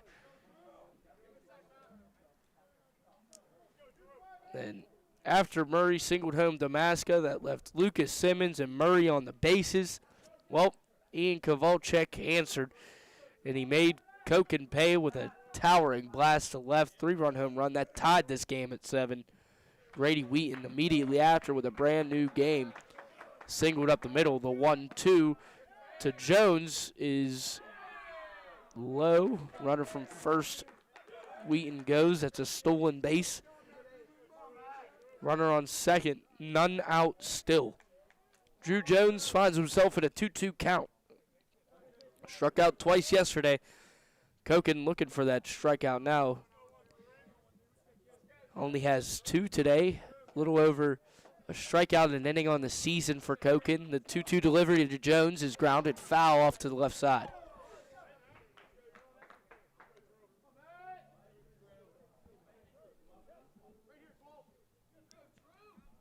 Four o'clock was first pitch. It's currently 5:24. 7-7 ball game. You've seen it all so far. Much more baseball to be played. The 2-2 once more. Swing and a miss at the eyes.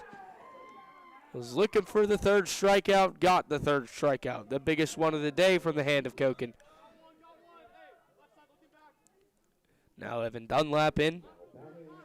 He's 1 for 1 today. Singled and scored his first time up in the first after that 3-run first inning from Hempfield. Grounded into or looking at the wrong thing, he walked his second time up. And he gets hit by a pitch his third time up. So 3 plate appearances, and all 3 result in reaching base safely.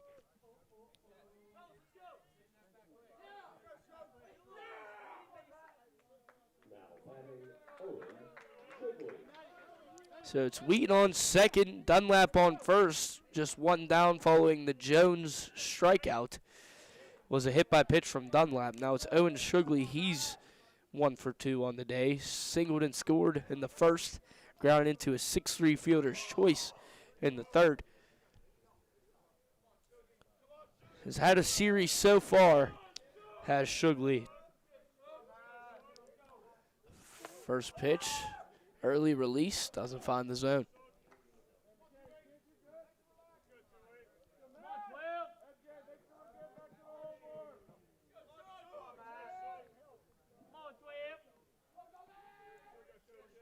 Koken resets.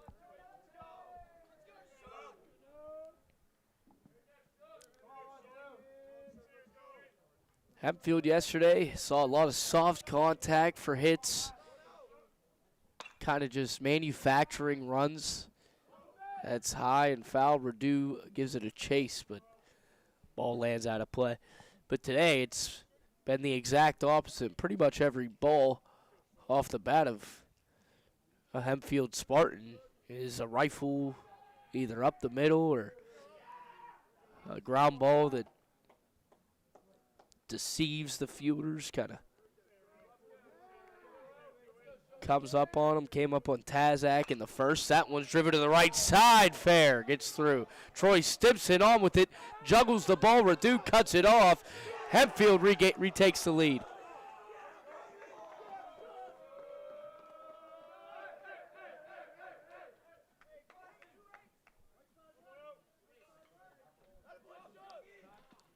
Owen Shugley continuing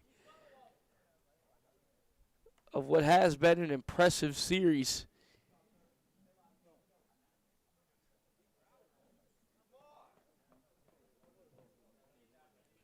He's now 3 of 5 with 3 RBI in 2 games.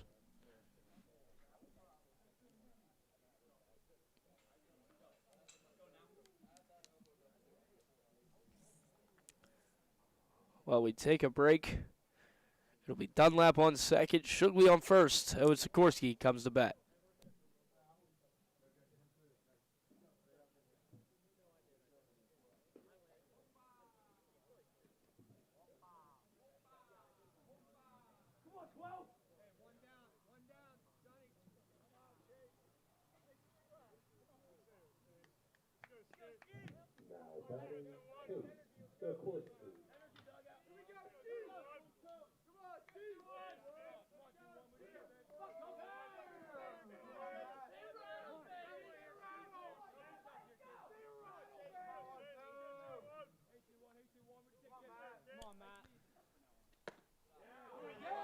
Chase Sikorsky sees strike 1. Apologies if that has been the common theme, if I've been calling him Owen. Completely read that lineup card wrong. There was back-to-back Owens. It's Owen Shugley on first, followed by Chase Sikorsky. Sikorsky 1 for 2 on the day, singled in the first. Reached second by way of error.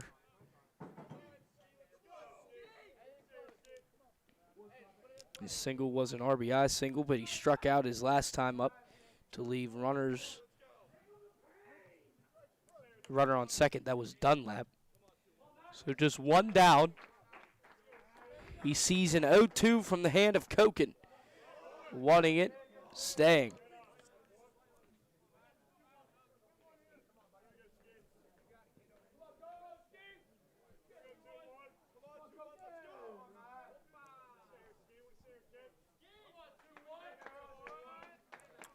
One-two on first is Shugley, second is Dunlap. There's a high pop on the outfield grass. Westfall steps back, calling for it is Easlip. He makes the grab, 2 down.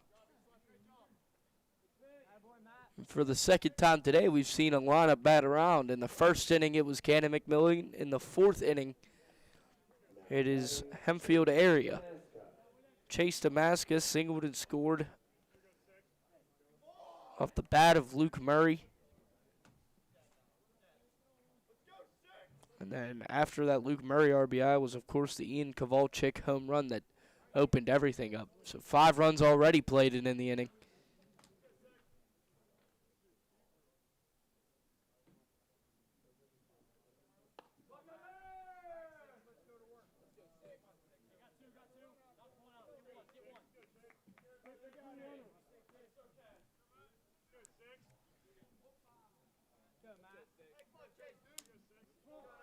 Chase Damaska, 1 for 2 on the day, reached on an error in the first. No damage from it. Ball 1 is high. He went 1 of 3 yesterday with a run and an RBI.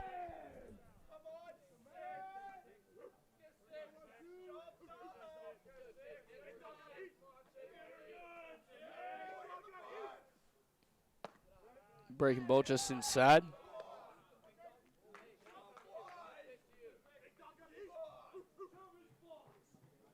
If Norwin wins today and Canon McMillan loses, they drop out of first place for the first time all season. The 2-0 to Damaska is out. Canon McMillan started 6-0 in conference play, have dropped 3 of the last 4. Lost 2 to Mount Lebanon, lost the first one to Hempfield, 6-3 yesterday. The 3-0 from the hand of Koken sees the zone right down the pipe. Here at McDowell Lane Field at the McDowell Lane Sports Complex in Canonsburg, Pennsylvania. It's the visiting Hempfield area Spartans on the Keystone Global Media Game Day Network is what we'll call it.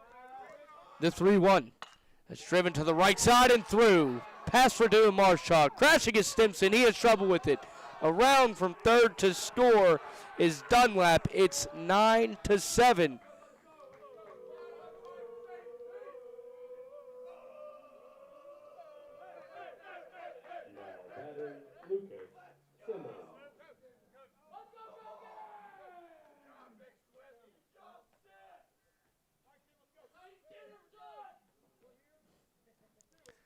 Lucas Simmons with runners still on first and second.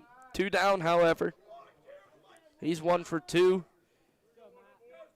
Singleton scored as the second batter in this inning. Does it again. There's the single, rounding third. The throw from Falcone into third will force him into second. 10-7 Hempfield. 7-run inning of their own. They answer.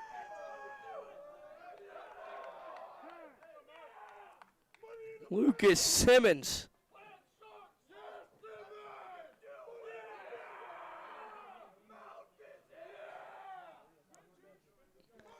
Head coach Brendan Steele in for Koken, and we will see a pitching change. Ryan Jordan, the senior right-hander, will relieve Matthew Koken, who goes 3 2/3, allowing 10 runs.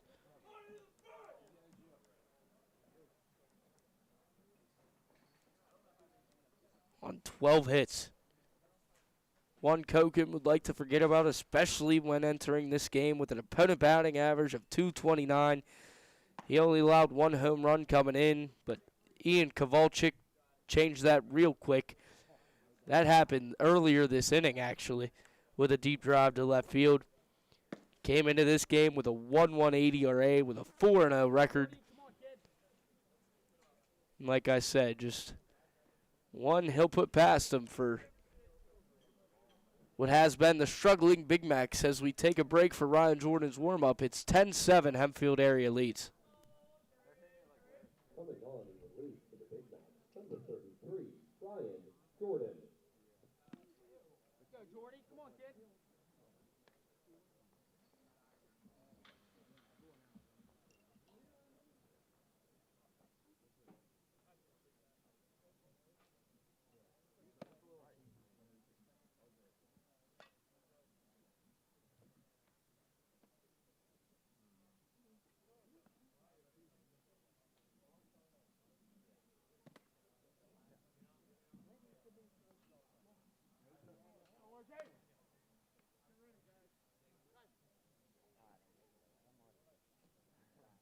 Jordy, come on, kid.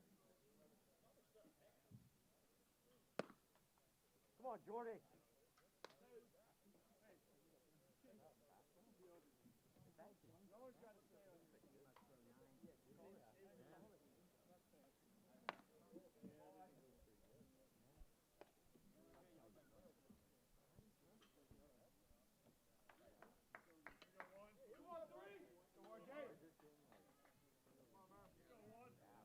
Ryan Jordan will replace Matthew Koken after what has been a brigade of hits and runs in this 4th inning for Hempfield area.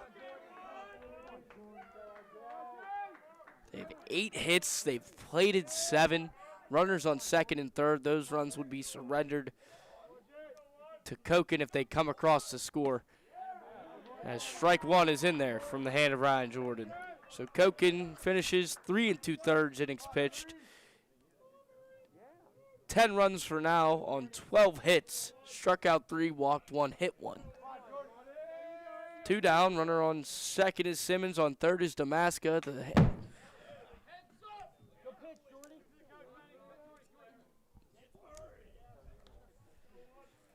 My heart's just dropped. Still speechless. That ball came right at the camera. I don't know if it caught it on yours. How close was it? About a few inches away from nailing someone. The 0-2 to Luke Murray. Tried to bunt his way on last time from the hand of Ryan Jordan. That one's floated out into center, crashing Falcone with a sliding grab. Andrew McCutcheon, like when he was the MVP for the Pirates. Wanting it was Murray, but regardless, they get enough, I'd say. 7 runs on 8 hits. They left 2 on with no errors committed from the hands of the Big Macs. Massimo Falcone, absolute range out in center, saves a pair, and we head to the bottom half of the 4th. Hempfield regains the lead. It's 10-7.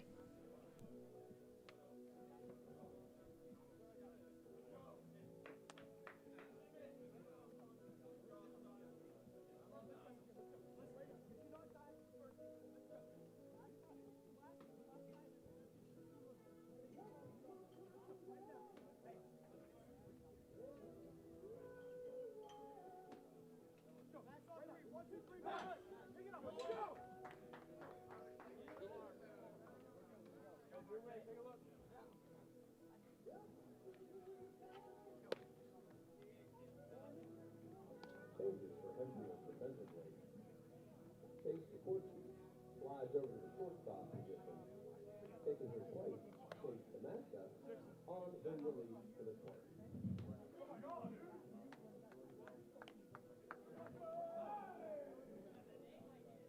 You might be wondering to yourself, how's it 10-7? Hempfield has 12 hits, and Canon McMack only has 4. Well, that first inning, Canon McMack only had 2 hits, 3 errors registered from Hempfield. But we will see relief.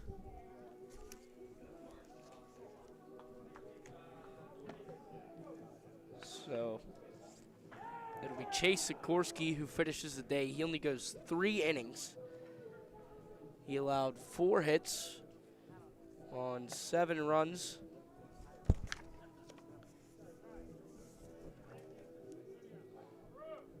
Sikorsky struck out just 1. Yeah.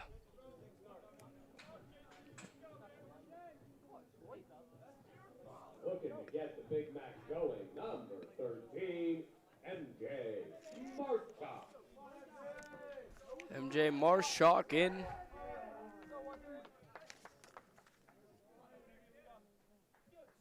Marshak 0 for 1. Walked and scored in the first.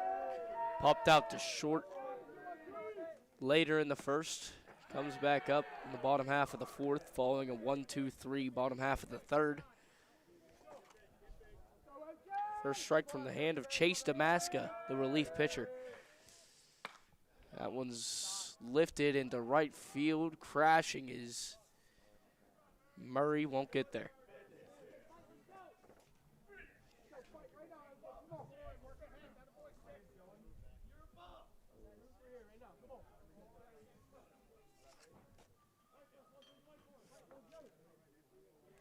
So Sikorsky will move over to short after Damaska comes in for relief.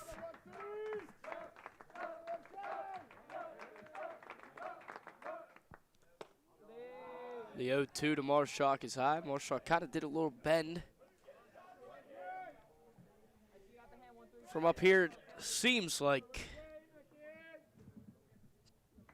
Damaska has a little bit more heat. A little bit more to show for compared to what Sikorsky had, flamethrower-wise.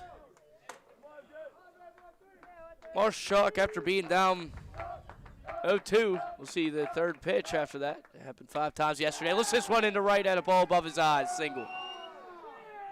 Good piece of work from MJ Marshak, the leadoff base runner for the 2nd time today. Number 1, Troy Simpson.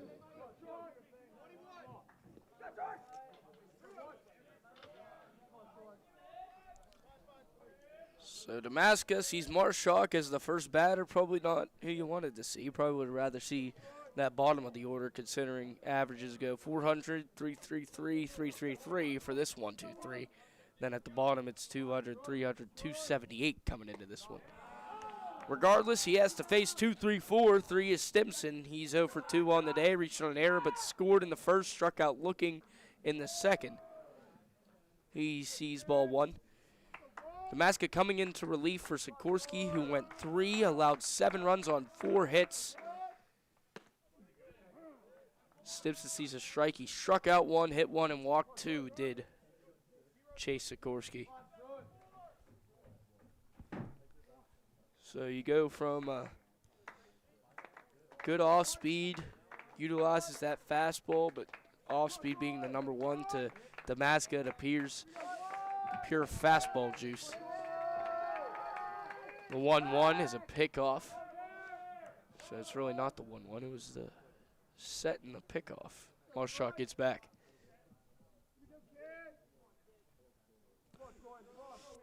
Bottom half of the 4th inning, you've seen everything in this game. Home run, 2 lines off of the ankles of Koken.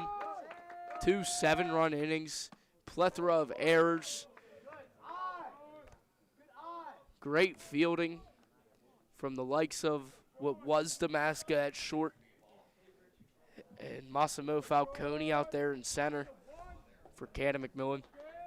All around good baseball. You might wonder, yeah, 10-7 game, it can't be all around good. Yeah, there's been a fair share of mistakes, but definitely enough to be proud of. The runner from first goes. Marshchalk remains perfect on the season. The perfect 10 of 10 when stealing the bases.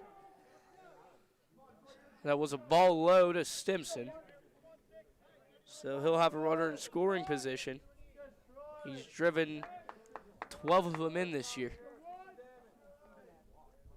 He's hit 2 home runs.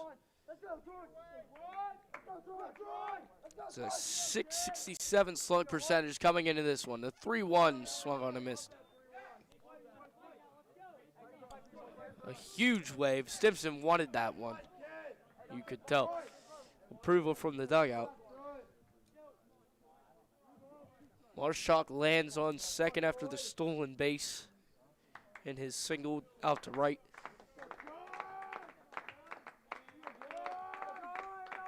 The 3-2. That one's driven to short. Up with it, Sikorsky on a hop, playing it correctly as Shugley, one down.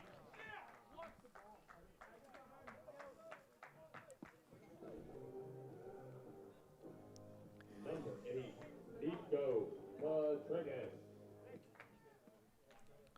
Nico Patregas.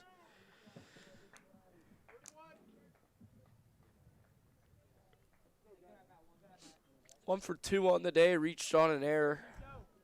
I feel like I've said that a lot.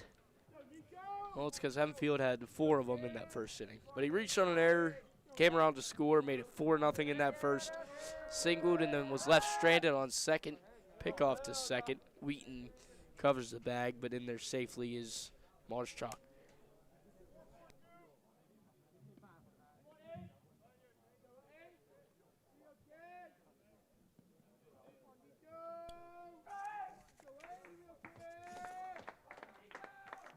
Going to Washington and Jefferson for baseball is Patregas as he sees the first pitch from Damaska. Gets past Kowalczyk. Easy 90 feet forward from Marshchalk. Any ball past Damaska should score Marshchalk from third. Last time I said that, it came to fruition, so we shall see.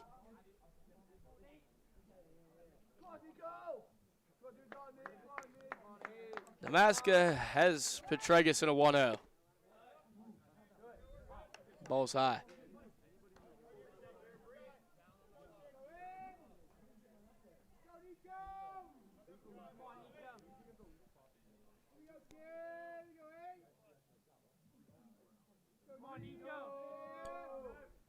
The 2-0. Inside corner. Good frame from the glove of Kowalczyk.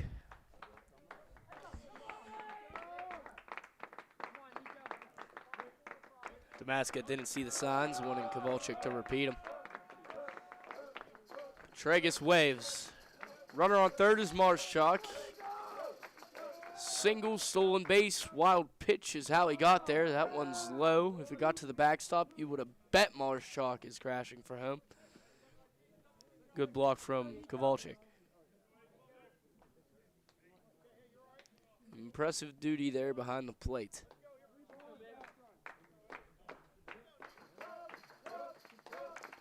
Patregas again gets ready. The delivery from Damaska is fouled back.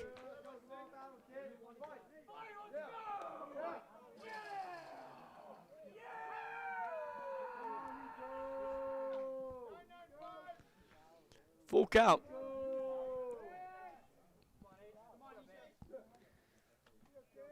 Lone man on the paths is Marshchalk.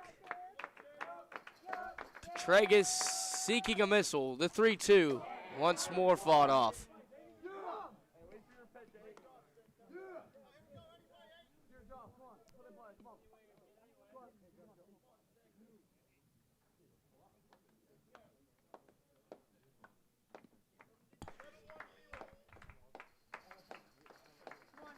Patregas wanted that one.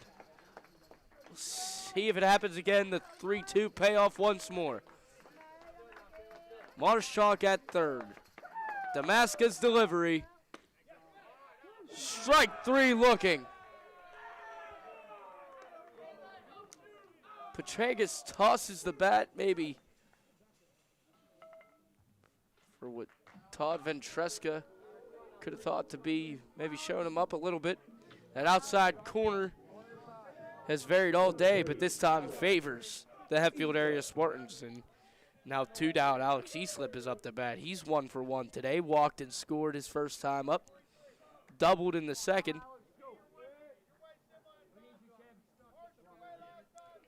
No runs since that 7-run first inning. Easlip wanted it high, holds.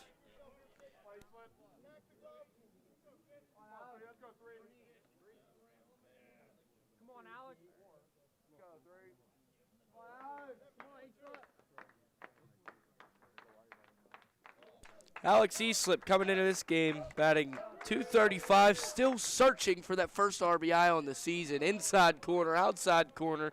Damascus working them all. It's 1-1.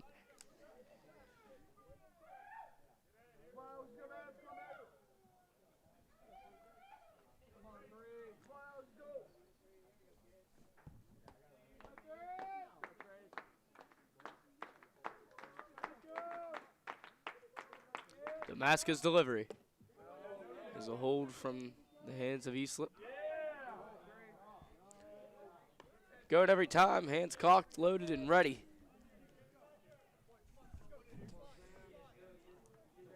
Did it on the first pitch, did Easlip. Kind of just jabbed his hands, held the bat. Did it on the third pitch as well. A ready hitter searching for his first ribby of the season, the 2-1. Wave and a miss.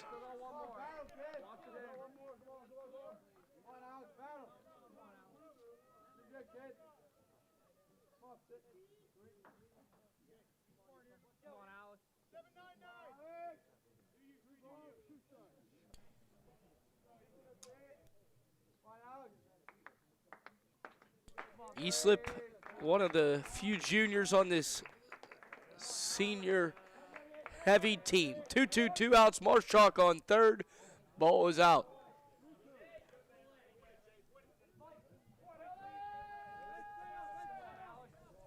(10-7) ball game. 2 7-run innings. Canon McMillan's came in the first. Haven't seen a plated runner since. Hempfield's came in the top half of this inning. Probably was a half hour, top half of the fourth, or at least it felt like it. 3-2, full count, 2 down. Wave and a miss. He struck him out, his second of the inning. Good first inning of relief work from the hand of Chase Damascus. We head to the top half of the fifth. Canon McMillan still trails Hempfield 10-7.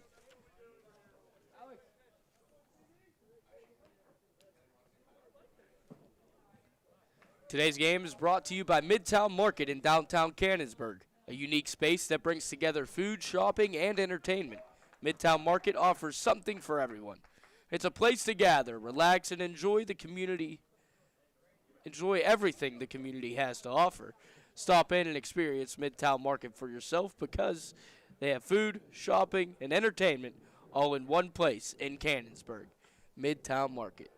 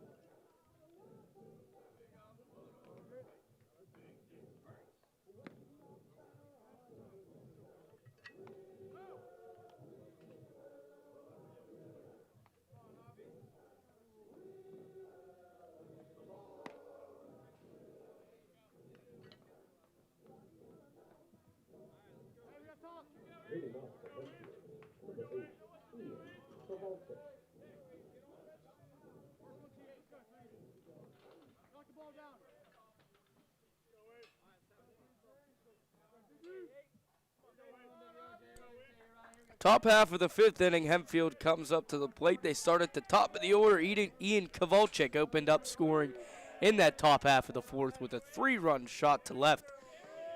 Didn't open it up, but definitely put a capital on it. As the ball bounces, it looks like it hit him from my angle, but appears to not catch a piece. Kowalczyk went 2 for 2 yesterday, was 0 for 2 before that 4th inning 3-run home run.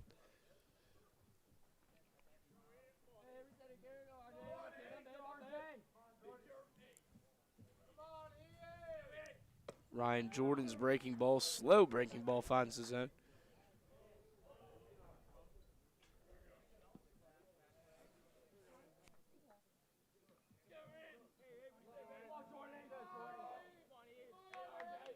The 1-1. That one's kind of ends on the hands. Westfall crashing over to first across his body. Solid play from Westfall.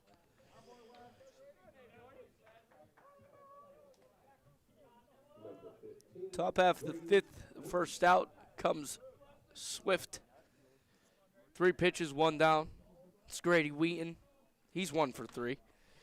Struck out looking in the 1st and the 2nd. Flew out to Falcone out in center. Then singled and scored in that monstrosity of a 4th inning. Had a stolen base as well. First pitch he sees from the hand of Jordan. Jordan came in relief for Matthew Koken, who tossed 3 2/3 innings, allowed 12 hits, 10 runs, struck out only 3, hit 1 and walked 1. But you knew Koken's strikeout numbers weren't going to be all that high, so coming into the start, Koken tossed 23 2/3, struck out 28, so around a strikeout per inning from Koken. That's what you got from him today. The 2-0 from Jordan is up.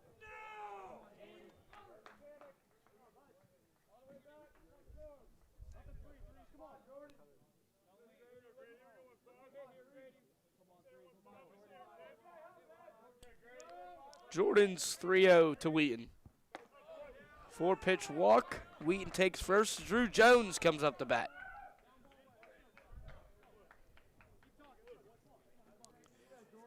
Drew Jones singled and scored in the 1st, opened scoring up after all of these. He was 1 of 17, the 1st of 17. Grounded into a 6-3 put out to Westfall, then struck out on swinging strikes in the 4th. So he's had at-bats, plate appearances now in the 3rd, 4th, and 5th innings, 3 consecutive. On first is Wheaton. Nothing to scare about in terms of lead-wise. Redu's holding him on regardless. Jordan's first pitch, breaking ball at the knees, finds the zone. Here come the losses at the bottom of the screen that I was talking about. Those last 3 of 4 games, just killer in terms of where Canon McMillan stands in the standings. Yeah, they're still first, but just half game behind them is Norwin. Norwin, who Canon McMillan swept. They were 6-0 after going 3-0 to Woodland Hills, and then with rain that week, scheduling happened. Scheduling changes happened here at Woodland Hills. Played 2 games here, doubleheader. Followed Norwin, 2 games that week. They were up 6-0 in the conference with a generous lead. Dropped 2-3 to Mount Lebanon, then dropped the first one to Hempfield. The 1-1 to Drew Jones. He lays down a bunt toward the first base side. Jordan fields it. He throws it away. They're going to call a dead ball. Going to call runner interference. And Grady Wheaton is going to go. He crosses home after the error. And that's why I wasn't saying anything, is because I saw the sign immediately. That play was dead. An errant throw from Ryan Jordan benefits Hempfield, benefits Canon Mac above and beyond. If Jordan hadn't thrown that ball away, the base runner would have never been called out. And Wheaton probably he would have been on second, if not second, probably third, and maybe would have scored.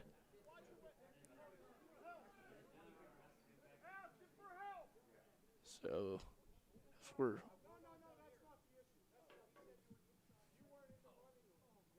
wanting an explanation is all of Hempfield, especially Drew Jones.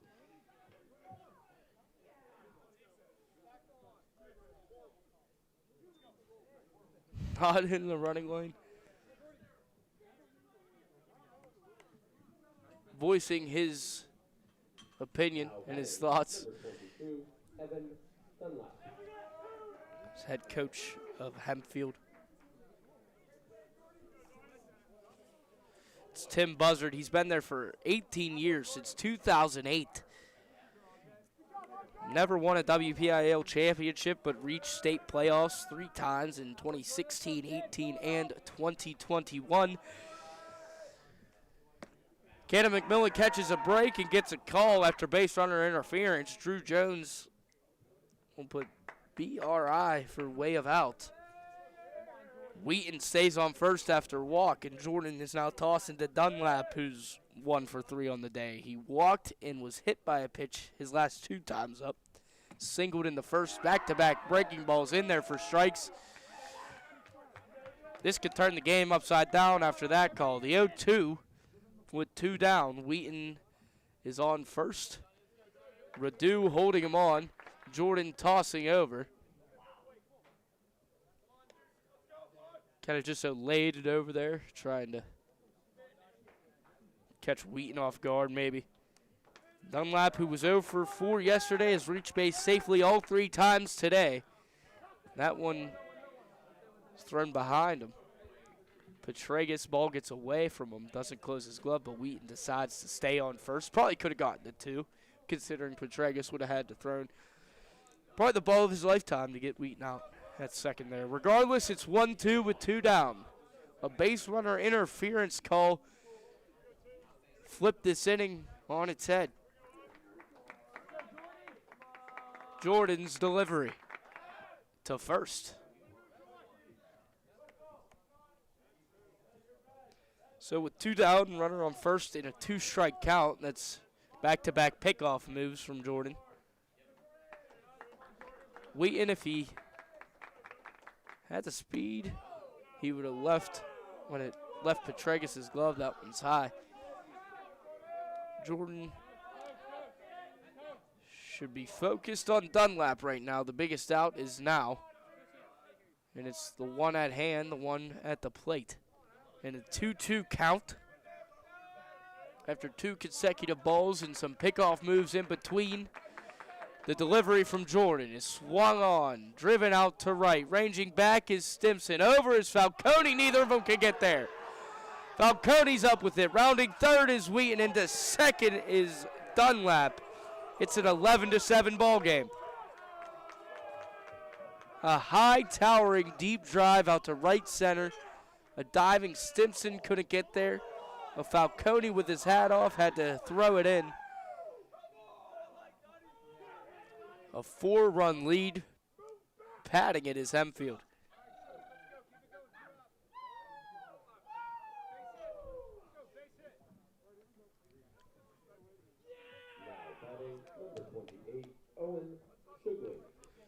Owen Shugley, who's had a series, 2 for 3 today, 3 for 5 in the series with 3 RBI total.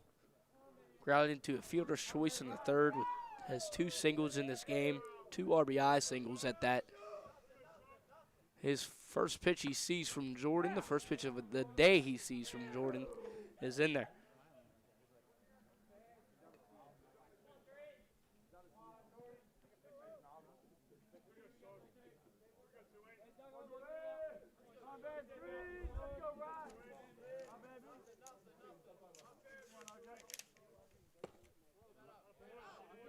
Little in.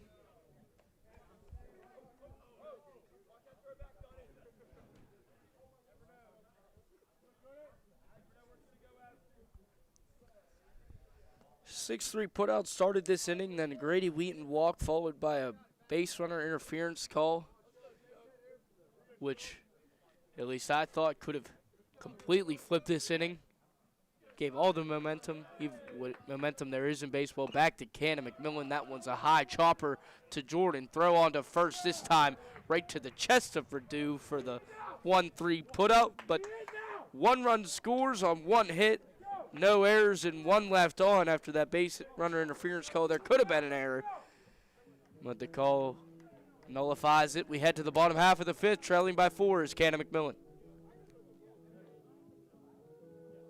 Today's broadcast is brought to you by MP Coney Island, a local favorite serving up classic American food. Known for their signature chili dogs and simple, great-tasting menu, they build a reputation that keeps people coming back. Located in Cannonsburg, it's perfect to stop for a quick bite or just a casual meal.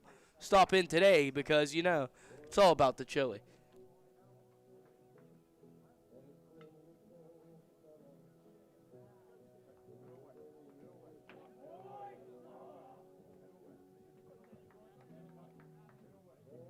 Right now, come on. Have a bunch. As you go up to the box, no one's as good as you. Go.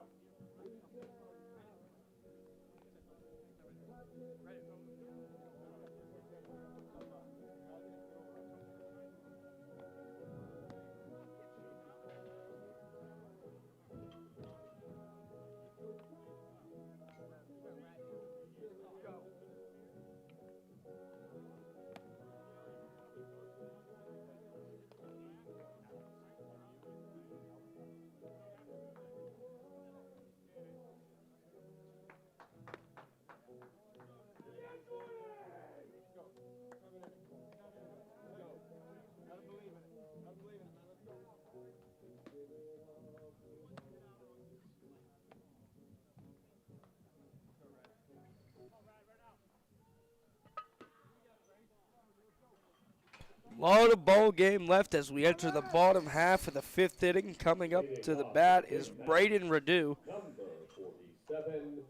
He's 0 for 1 today. Was hit by a pitch in the first. Came across the score, grounded into a fielder's choice, but reached base safely in the 2nd inning. Hasn't seen the plate since. Chase Damaska came in to relieve Chase Sikorsky. Reduces ball 1. Sikorsky finishes game 3 innings pitched, allowed 7 runs on 4 hits. However, there were 4 errors. If I knew how many were earned and unearned, I'd specify it, but we'll just call it runs for now, 7. Then Damaska in his first inning of work allowed a hit, struck out 2. The 2-0 to Redu.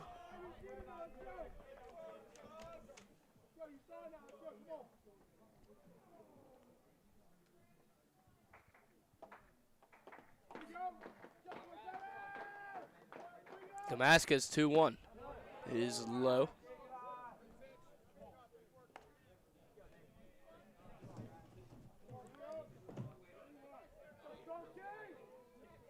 So the 3-1 from Damaska to Redu. Leadoff batter's on the bases and becomes a runner for the 3rd time today, 60%. Only 2 times it happened yesterday for Canon McMillan. They lost 6-3. Much different ball game in this one. It was 6-3 at one point in the 1st inning.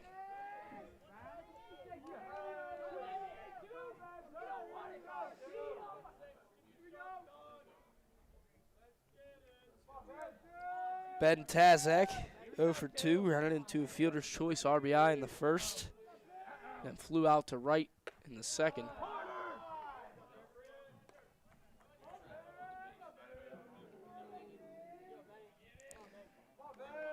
Trying to string some hits together, string some offense together. Like the 1st inning is Canon McMillan. They haven't been able to do so in 2, 3, and 4. Slight lead from first is Redu, fouled back off the bat of Tazak.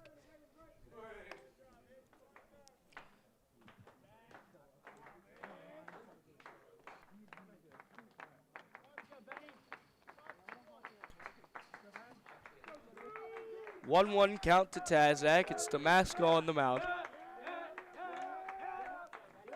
Grady Wheaton, the second baseman of Hempfield, shading toward the second base bag. Swung on and missed.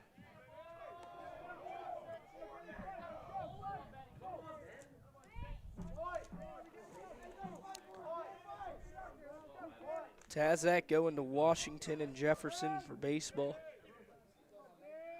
Like Falcone and Petregas and Koken. That's a high foul ball out of play.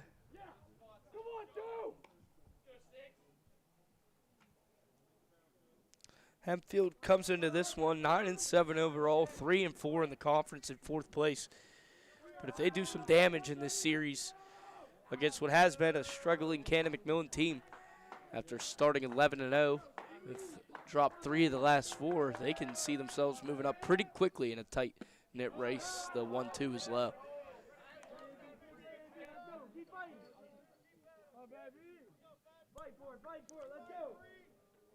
Washington and Jefferson, historic college.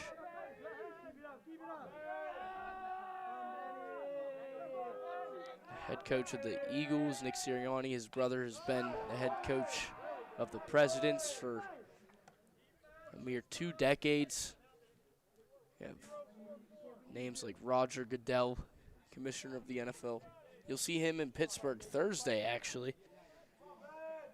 Maybe he goes back to his alma mater, Washington and Jefferson, sees what the deal is. The 2-2, Redu on first. Tazak lifts this one to right. Ranging to his left is Murray.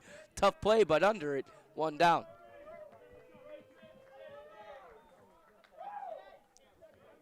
Just enough for Murray to position himself comfortably under the baseball off the bat of Tazak. So this is the second time he's laid on a fastball as Tazak flew out to Murray for the second consecutive time. Sebastian Shulsky 1 for 2. Single and scored his first time up. Flew out to center in the 3rd inning. Shulsky committed to the University of Cincinnati. Braden Redu gets back to first safely after Kowalczyk throws down to Shugley. But Sebastian Shulsky, he's worked out for the Marlins and Brewers. His close connection with Mason Miller through Instagram. Sent each other texts of motivation. That's what he said his relationship was, as this one's lifted to center, 2 down.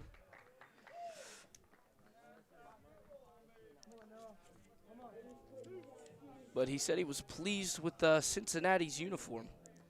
They were the most persistent to go after him, texted him every day. Could be in top 3 in the rotation as a freshman next year. You mentioned Sandy Koufax and how his dad mentioned that the Cincinnati uniforms are like they were back in the day with the Bearcat logo and the pinstripes, like Canon McMillan, Big Max, Canon McMax. How about that? Regardless, it's Noah Westfall's turn. His time to shine. He's 1 for 2 today. Doubled, a 2 RBI double to extend that lead to 7 in the 1st inning. That was the last 2 runs we've seen from the Canon McMillan side of things. On first is Redu. He reached there by way of walk. The 1-0 to Westfall, swung on a miss. So prior to Shulsky was Tazak. His last 2 times he flew out to right. Following Tazak with Shulsky, he flew out to center his last 2 times. So F9, F9, F8, F8. That's how those go. Westfall grounded into a 6-3 putout in the 3rd. That's where his 1 for 2 comes out. He's a .350 on base percentage, does Westfall. Goes down on 3 strikes. Hempfield holds Canon McMillan once more. Scoreless since the first are the Big Macs. So no runs on no hits, no errors. 1 left on is Redu. We head to the top half of the 6th. Hempfield can feel it. It's 11-7.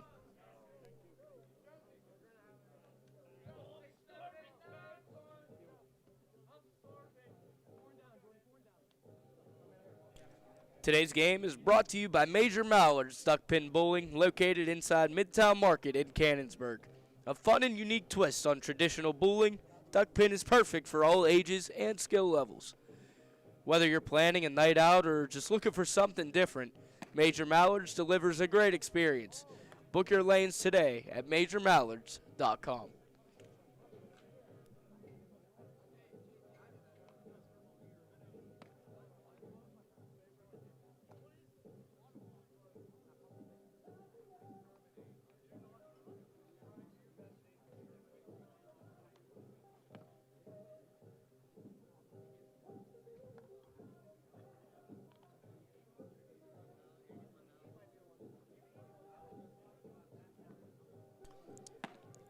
Ryan Jordan on for his second inning of relief work. Well, we'll call it his second and a third inning of relief work. He got Koken out of that 2 outs, runners on second and third jam in the fourth. But we're in the sixth now. In that fifth inning, he walked Wheaton, and there was a base runner interference, but Evan Dunlap, his double allowed Wheaton to come all the way from first to score after a high fly towering drive that fell in between Stimson and Falcone. He'll go to work again, the right-hander against Owen Sikorsky. He tries to bunt his way on down the first base line. Interesting. Kind of a late show bunt. Looked like it could have stayed along that line, but curled foul.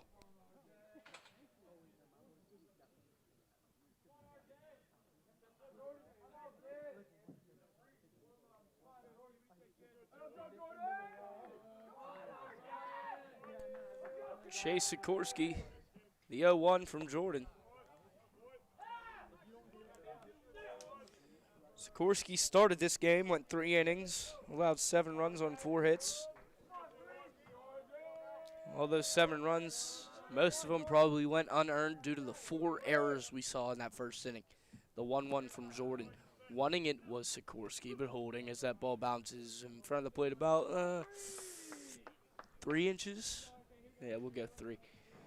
No exact measurements up here. We don't have the advanced data of the likes of MLB StatCast. Jordan's 2-1. So we can really just tell you, yeah, that ball was hit hard and that guy's really fast, or that pitch was a breaking ball. Can't really decipher what is what. Leadoff hitter Sikorsky in a 3-1 count from the hand of Jordan. Walks on 5 pitches. The leadoff runner for Hempfield is on once more.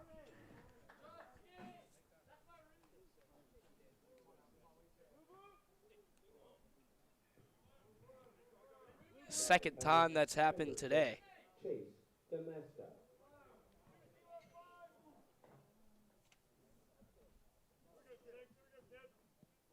Chase Damaska in now. He's 2 for 3 on the day. Reached base safely all 3 times, however. That first inning, he reached on an error. Jordan checking Sikorsky at first, delivering to Damaska. That's in there. Needing a few quick outs for a boost of motivation is Jordan.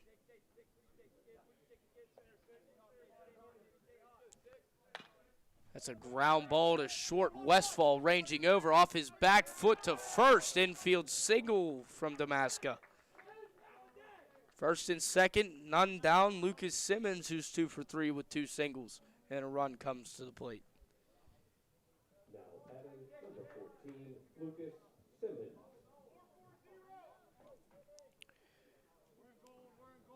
That ground ball that was kind of a chopper got past the diving Tazak.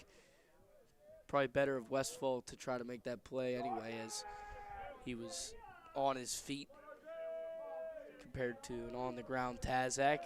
Got it on his back foot. Bunting, trying to at least, is Simmons. With runners on first and second. Wanting insurance, moving him up 90 would have pretty much guaranteed that any ball in play after that would have scored that run from third, but it doesn't matter. We're not doing what ifs, we're doing what now. It's 0-1, foul bunt.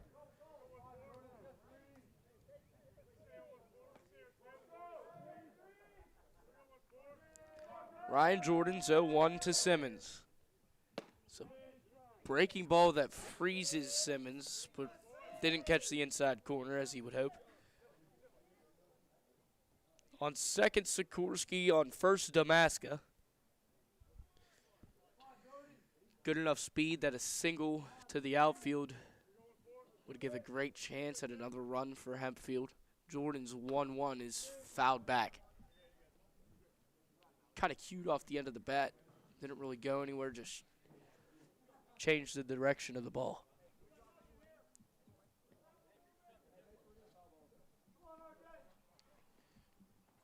This game's first pitch was at 4 o'clock. It is currently 6:18. One of the longer games we've endured this season. There was a long one last week against Mount Lebanon as well. In that 12-5 loss. The 1-2 is fouled. Fighting for his life is Simmons in the box. He's 2 for 3. Looking for that third hit. With an offense like both of these teams have, if any bit of insurance helps. The 1-2. Swung on and missed. The breaking ball gets Simmons. The biggest strikeout of the day from probably every pitcher on this field. A big one from Jordan. There's one down. Batting number 1, Lucas Murray. So Luke Murray, the only Hempfield Spartan to see Jordan for the second time. He lined out to Falcone the last time on that head-first diving catch. Uber impressive from the defensive side of Falcone was that play. Luke Murray sees Jordan again. That's a breaking ball outside. Doesn't reach the plate. Caught no part of it. Did that ball.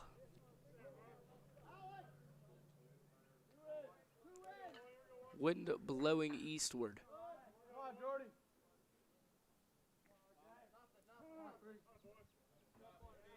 Time for Murray.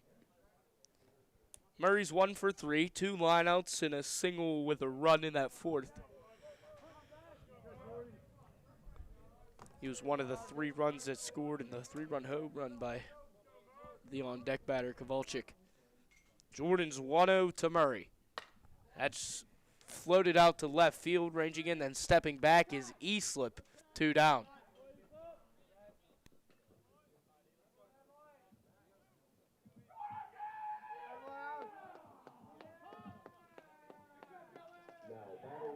Number 8, Ian Kowalczyk. Ian Kowalczyk, 1 for 4 today, was 2 for 2 yesterday. As I just mentioned, hit that 3-run blast out to left. Over the lineage of and signage of the Whitfield champions and state champions out there and left. First pitch to Kowalczyk is at the knees.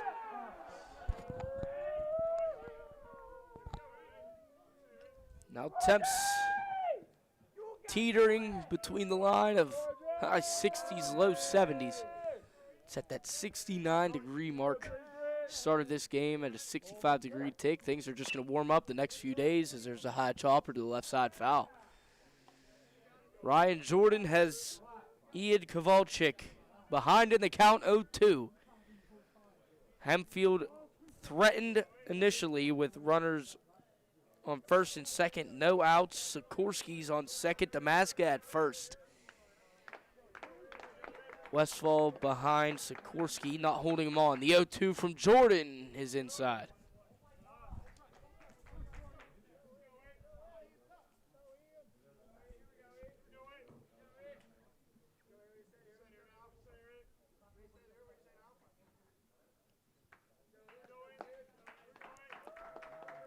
Jordan's 1-2 to Kowalczyk. Runners on first and second. 2 down. That one's grounded past Jordan, crashing his Tazak on to first with a head first slide. The 5-3 putout is how the Canon McMillan Big Macs escaped that top half of the sixth with no runs. We'll see what they could do with an answer in the bottom half. It's 11-7 Hempfield area over Canon Mac.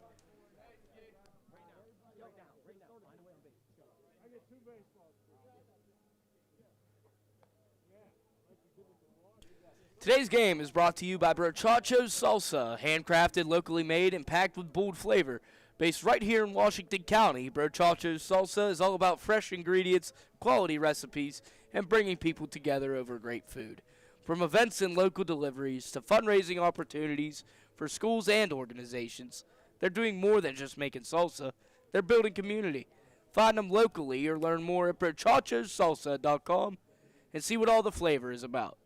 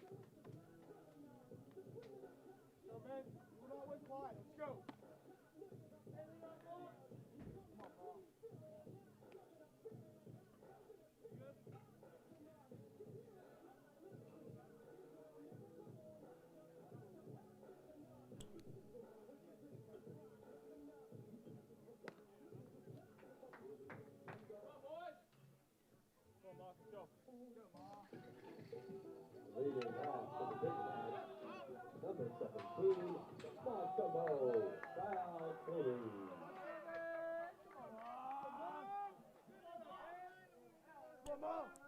Massimo Falcone has reached base once, but he's 0 for 3 today. He reached an error in the first inning committed by Lucas Simmons there at third. It was a high chopper. Simmons kind of bobbled it, then threw over to first with Falcone's speed. Didn't have a chance. He sees ball one, and for the first time sees Damaska. That one's fouled back.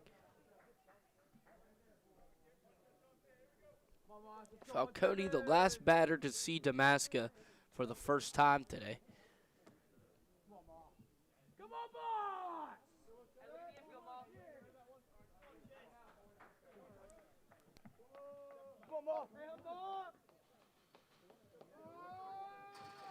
Down 4, needing a big inning. His Canon McMillan, another foul ball off the bat of Falcone. Coming into this one, he's batting and leading the team with a .500 batting average. He has 9 RBI, now 19 runs after that first inning run scored. He's stolen 15 bases, and he's perfect at it. The 1-2 to Falcone is away. You rarely see Falcone strike out. He'll always give you a chance as he puts the ball in play. A great percentage of the time. Only 4 strikeouts on the season. Damaska trying to make it 5, the 2-2. Away once more. Some energy within the dugout of Canon McMillan. Trailing by 4, they need everything they can get. The 3-2. That's driven to right field. In is Murray, and we'll call it an L9. Falcone remains hitless, and we're in the bottom half of the 6th. He is an 0 for 4 day. Number 13, MJ Marchuk. MJ Marshak, 1 for 2, walked in the first, came around to score, popped out to short, then singled in the 4th. Was left on third, left stranded after 3 straight outs after that.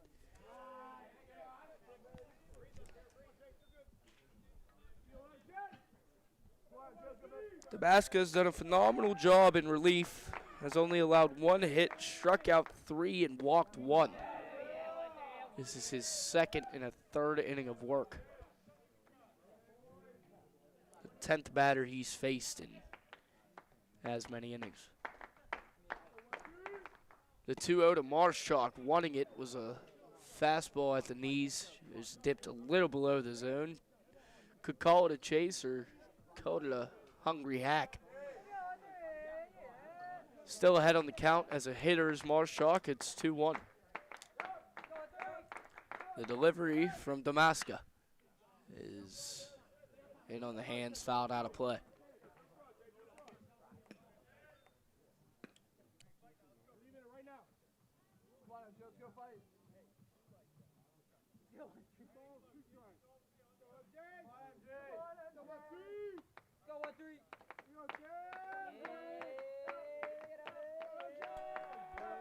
Damascus doesn't like what Kowalczyk's giving him. The third nod, yeah, hits the plate. It'll move to a full count. Shook Kowalczyk off twice. Third pitch he liked, hit the plate. Marshchalk still has life.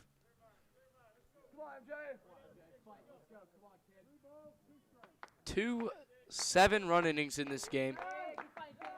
Some phenomenal defensive plays. The 3-2 delivery is popped high and to the right side. Is it going to stay in? It will not. Doesn't reach the woods, however. Another retrievable baseball.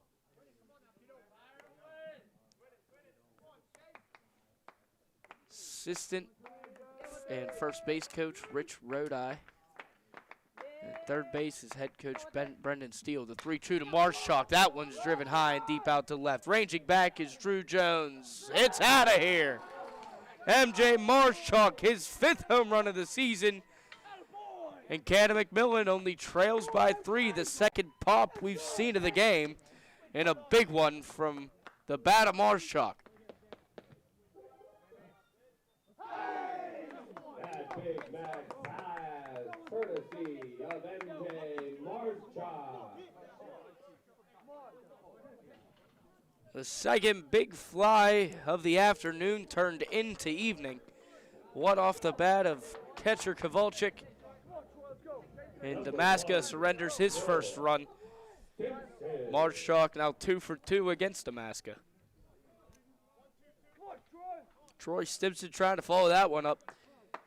Needing just a base runner is Canon Mac. The first pitch to him is up and out. Stimson 0 for 3, reached on an error but scored in the first. Struck out looking in the second, grounded out to a 6-3 put out in the fourth. In the bottom of the 6th we are. It's 11-8. Marshchalk just cut the lead from 11-7 to 11-8 with that high towering fly to the deepest part of the ballpark. The 1-1 to Stimson is fouled back.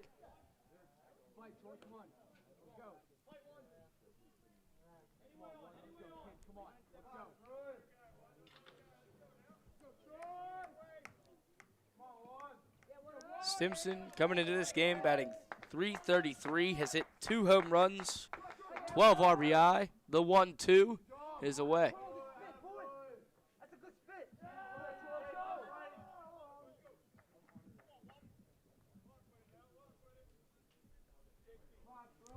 Stimson before the game, they were asking him about the recent struggles and dropping the last 3 out of 4. Can't reach the mountain without having to climb. So they realize they've reached some turmoil here in the middle of the season after starting 11-0. But you can't get there without conflict. There's going to be rough passages along the way. Every championship team has them, trying to get their 3rd this year. 2nd WPIL, 3rd Whitfield, but Stimson goes down swinging. That's Damascus' 4th strikeout. Stimson 0 for 4, his 2nd of the game. That'll bring up Nico Petregas. He's 1 for 3, reached on an error and scored in the first. Singled in the second, struck out looking in the fourth, something he disapproved of.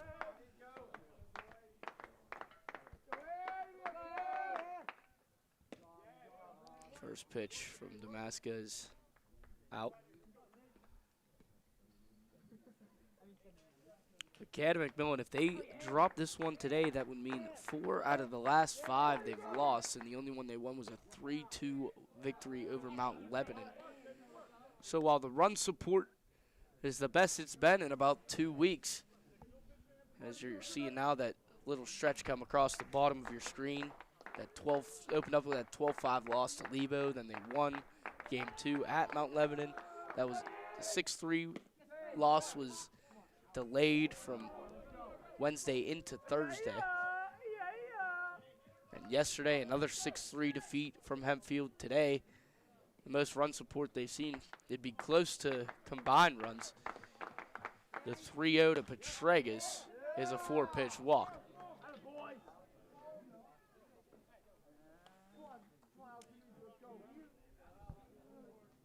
We'll see if Blake Simmons will courtesy run for Petregas. That's what happened the last 2 times. This time it's going to be, guess who? Blake Simmons. Number 3, Alex Eastlip. Alex Eastlip still searching for number 1 in that RBI category. I'll say it every time it comes up because when he gets it, it's just going to be electric. 2 down, runner on first is Simmons. He was the courtesy runner after Petregas walked on 5. Eastlip sees the first pitch in the dirt, in the turf rather. Turf infield, grass outfield.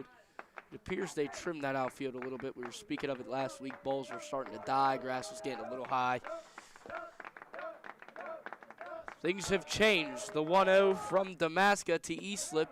Same location, same call, 2-0.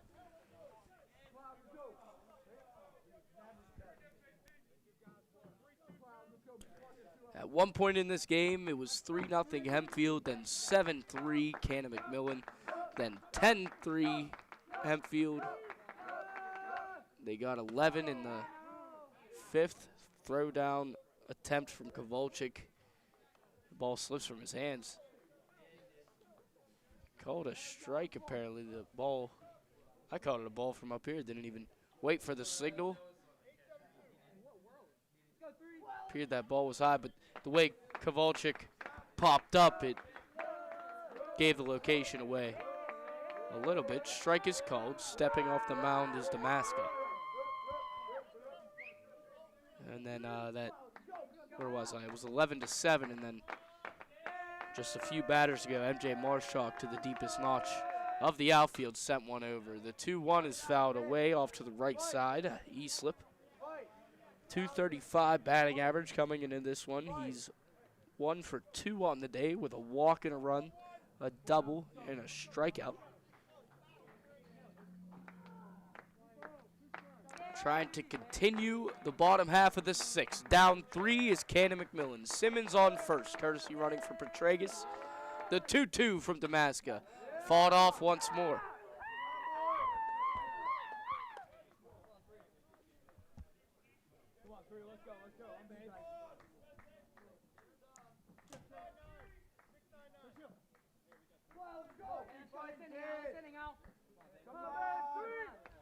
Shugley holding on Simmons at first. Damascus looks, he's worried about Eastlip. The 2-2, the delivery is out. Simmons will be going on this one. Don't even have to mention it as it's 3-2, 2 down.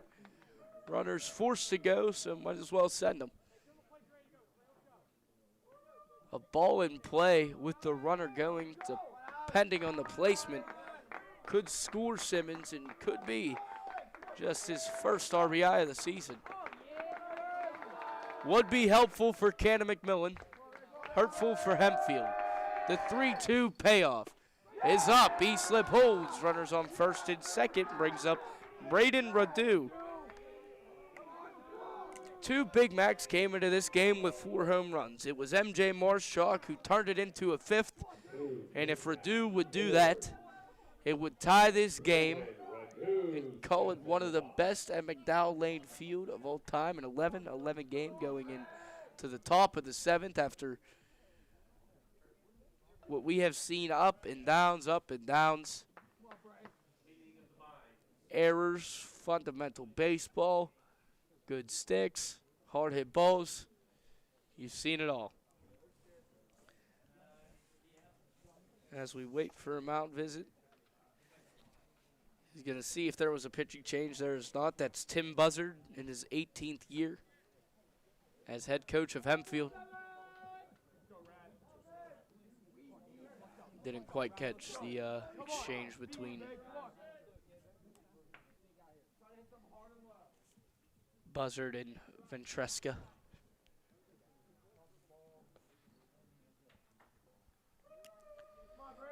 A home run and 2 walks this inning from the hand of Damaska. He's allowed. He also struck out Simpson and forced Falcone to line out to right. It's Braden Radu trying to turn that home run from 4 to 5 as it, with one swing of the bat, would tie this ball game.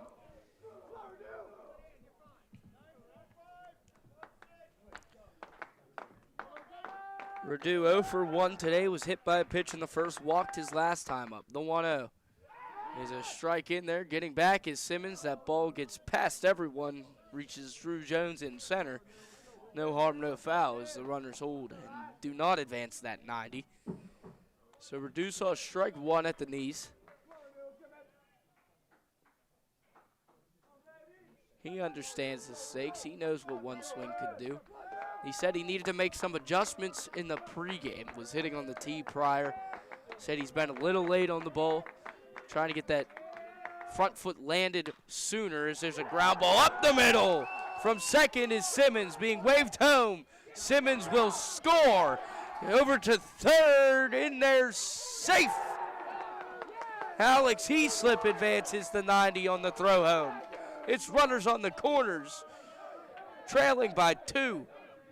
11-9 ball game, and it's Ben Tazak up.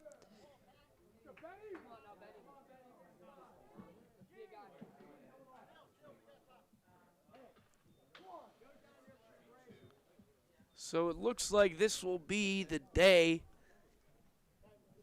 for Chase Damaska, who was absolutely dealing coming into the 6th, but has had some trouble with the top of the order for Canon McMillan. They put up 2 as we have a change. We'll see the switch, and when we figure everything out, we'll be back. It's 11-9 Hempfield leads with Canon McMillan threatening in the bottom half of the 6th.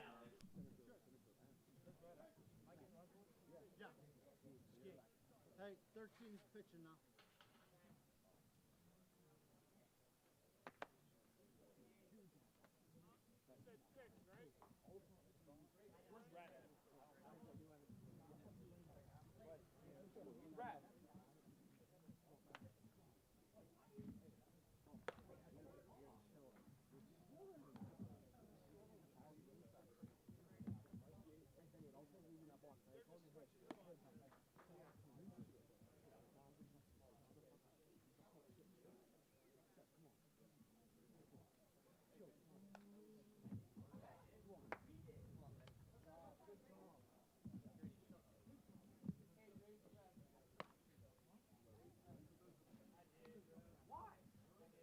Hey, who got game changer? Grady. 6 went to center, 13 pitching. Defensive changes for the Spartans. Going out to play center field, number 6, Chase Damaska, replacing him as the relief pitcher, number 13, Drew Jones. Come on, Ben. Hey, let's go, boys. Let's go. Too many people out here, guys. Too many people. Let's go. In the dugout.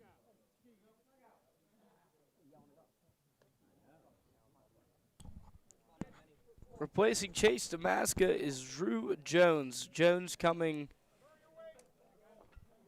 from center to the mound, and Damaska, who started at short, went to pitch, is now in center.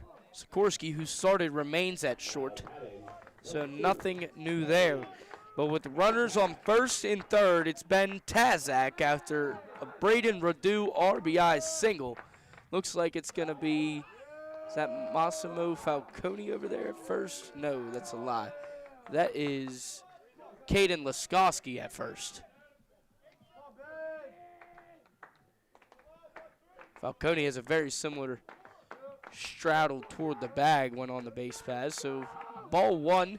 That one's lifted high on the infield in fair territory.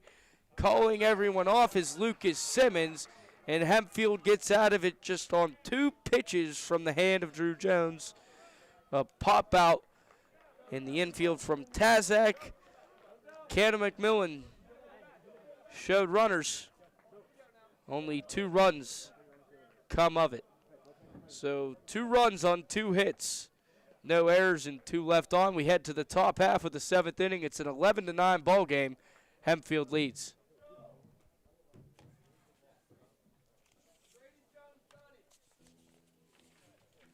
Today's broadcast is brought to you by All-Star Sports Bar and Grill in Cannonsburg, your go-to destination for great food, cold drinks, and wall-to-wall sports. With a full menu, plenty of TVs, and a true game day atmosphere, All-Star is the perfect place to catch the action with friends and family. They also offer catering, private parties, and reservations, making it a great spot for any occasion. Stop in today or check them out online at allstarsportsbargrill.com.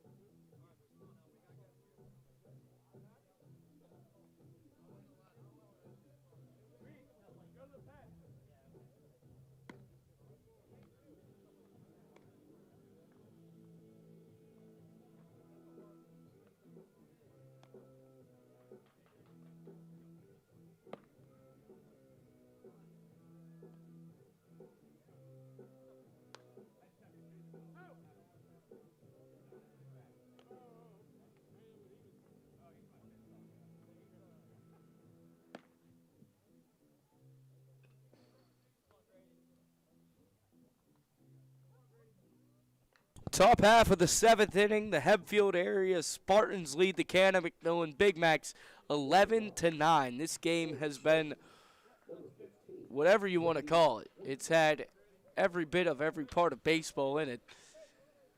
2 7-run innings, answers back and forth, comebacks, blown leads. But leading things off to start this is Grady Wheaton. Grady Wheaton, he's 1 for 3 today. He struck out and flew out his first 2 times and singled and scored in the 4th with a stolen base, and then walked and scored in the 5th. That first pitch to Wheaton is a ball. It's 1-0. In the hand of Ryan Jordan after he came to relief Matthew Koken. He's done a solid job. Koken allowed 10 runs, just 1 surrendered from the hand of Jordan. That came in the 5th inning. From an Evan Dunlap double, we'll see him again. That one's driven to left field, over to his left. It gets down. Easlip unable to make the catch.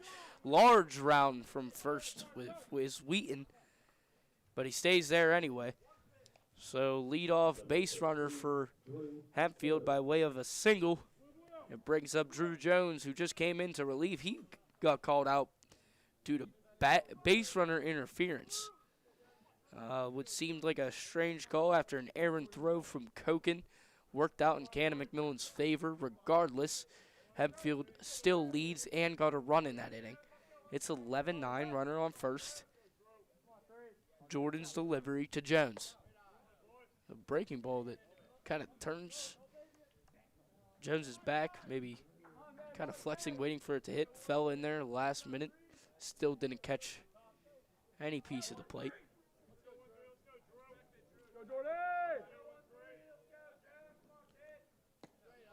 But he's 1 for 4 today as Jones singled and scored. Was the first run of 20 in this game. Owen Shugley drove him home. The 2-0 to Jones. Strike that catches the inside corner.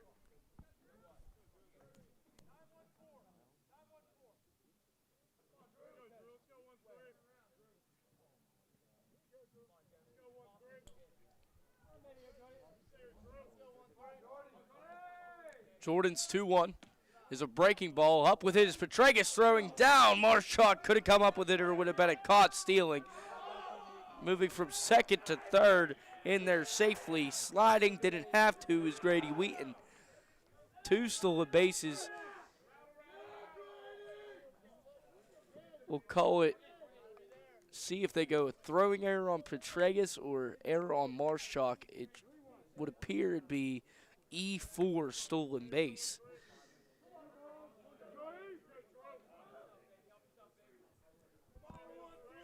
3-1 count. Jordan delivers to Jones. That one's lifted high and foul, out of play off the right side.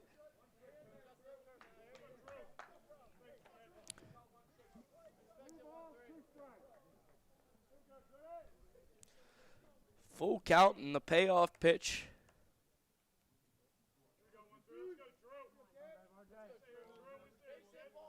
The 3-2.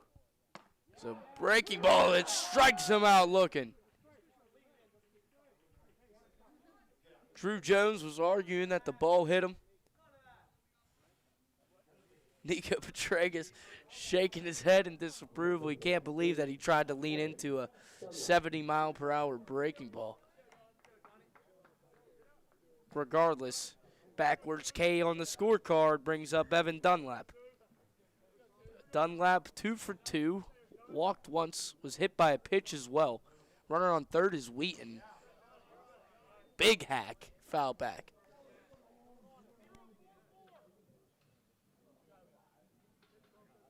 If you wonder how Nico Petraeus is feeling, or if you wonder his thoughts on something, you really don't need to ask him. His body language and head shakes of approval or disapproval will tell you every time. Jordan's 0-1 is grounded our way, foul.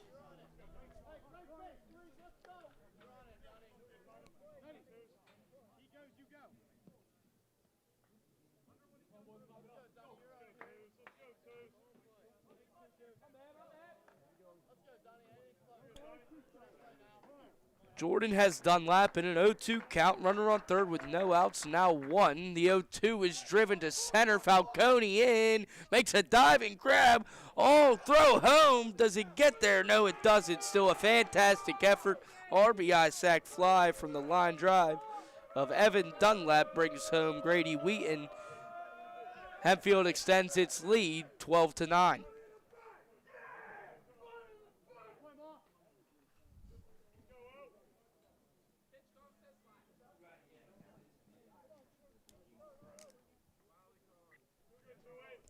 If Falcone were able to complete that double play, it would have been play of the year on the defensive side for Canon McMillan, no doubt about it. Regardless, Hempfield plays fundamental baseball, manufactures a run with a stolen base and an error on, I believe it was on Marschalk they'll go with after the throw down from Petraeus. Hit off his glove now, 1-1. But you have to be impressed with what Ryan Jordan has done coming into this game down 10-7. Understanding Hempfield has already plated 10 runs, and that was only in 3 2/3 innings of work. He's only allowed 2 since then. The 1-1 delivery to Shugley, who's 2 for 4 today. It's a 1-2 looking to just gel this lead and put a stamp on it heading into the bottom half of the 7th. It's 12-9 Hempfield. Jordan steps off. Shugley, who's been an animal this series, was only 4 of 35 going into yesterday. In this series, he's 3 for 5. He has 3 RBI. The 1-2 payoff is a grounder right back to Jordan. How fitting as the 1-3 putout goes again. We head to the bottom half of the 7th inning, and Ryan Jordan, impressive work. 3 1/3 innings, just 2 runs allowed. Great relief outing from Ryan Jordan. It's 12-9, Hempfield leads Canon McMillan.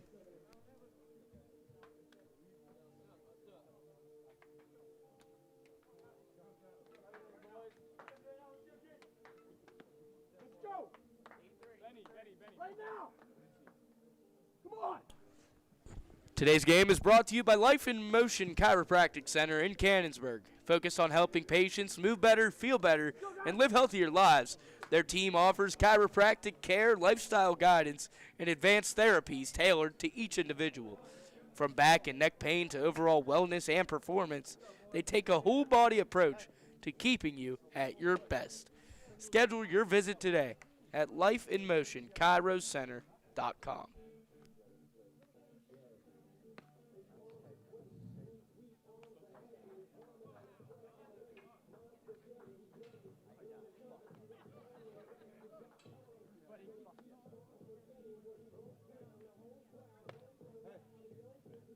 Enjoy being in this moment. All right? Hey, nothing too big for us, all right? Leading off for the big pass. Number 7. Bottom half of the 7th inning, Hempfield leading Canon McMillan 12-9. Sebastian Schulski, who singled in the first, flew out to center his last 2 times up, will step up to the plate and lead things off for Canon Mac. Fouls this one off the right side. Say that a lot, huh? Well, it happens a lot. The 0-1 delivery from Jones falls in there. Schulski knew it immediately. He wanted it, just didn't swing the twig. Schulski, a 300 hitter coming into this one, has homered twice with 6 RBI. Swings at a ball above his head. Frustrated with himself, knows to leave that one up there. And Drew Jones with a big first K. 8-9-1 was due up, now 9-1-2. If they can survive to get to that 2-hole. That 2-hole would be MJ Marshak, who already homered. Westfall grounds to a sliding Grady Wheaton on to first. Uber impressive play over there at second. Grady Wheaton. He was the insurance run last inning to give him 12. And on just the 4th pitch of this inning, makes a fantastic sliding grab, turning, launching onto first to Owen Shugley. Quick 2 outs for Drew Jones. Massimo Falcone, the Big Mac's last hope, is 0 for 4 today. Reached on an error in the first inning. That was the only time he's reached base. He leaves that one up there.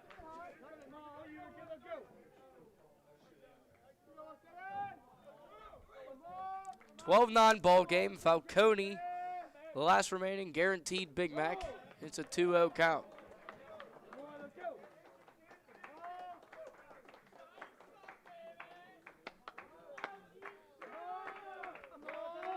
The 2-0 from Jones.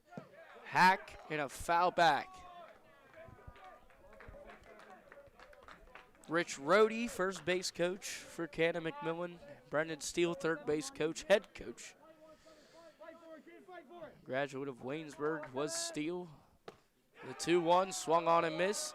Falcone, I said it a few times this broadcast, but he's only struck out 4 times this season. It would be ever so fitting if Drew Jones could make him put 5 in that strikeout category. The 2-2. Ground ball onto short. Crashing is Damaska. On to first. They got him. The 6-3 putout ends this one in an animated Drew Jones. Stares down the dugout with a competitive Hempfield and Canon McMillan game. These two teams meet again on Thursday. This time will be at Hempfield, and for the 5th time in the last 5 games, Canon McMillan drops in conference play. Is scheduled for 4:15. The Big Macs are scheduled to play one non-section game next week, traveling to South Bend on Monday, April 27th. They will conclude the regular season with 2 Just the 2nd time return to May. Canon McMillan went down 1-2-3 in order. Both the 3rd and the 7th actually come from the same 3 batters. Schulski, Westfall, and Falcone. All credit given to Drew Jones, who came in after relieving Chase Damaska. Damaska went 2 2/3, allowed 2 runs on 3 hits, struck out 4. Sikorsky started the game, went 3 innings, allowed 4 hits, 7 runs. And Jones finished with 1 1/3 inning. He didn't allow a hit, struck out Shulsky. He'll get the save. Damaska will get the win. And Hempfield improves to 4-4 in conference play. Canon Mac, depending on what Norwin is doing.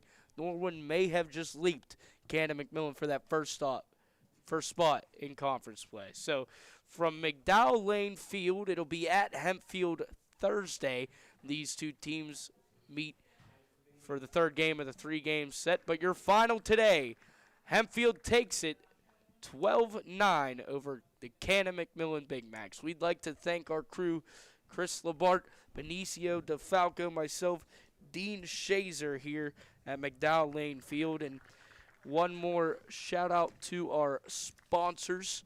We'd like to thank the Mariana Outdoors Association, Boyer Pentex, Seaside Sports, Virginia Manor Shops, Hellbender Marketing, Midtown Market, MP Coney Island, Major Mallards, Brochacho Salsa, All-Star Sports Bar and Grill, and Life in Motion Chiropractic Center. From Keystone Global Media Game Day, it was Dean Shazer, Benicio DeFalco, and Chris Labart bringing you this production as Matthew Leaper's out of town. Hempfield takes it over Canon Mac, 12-9.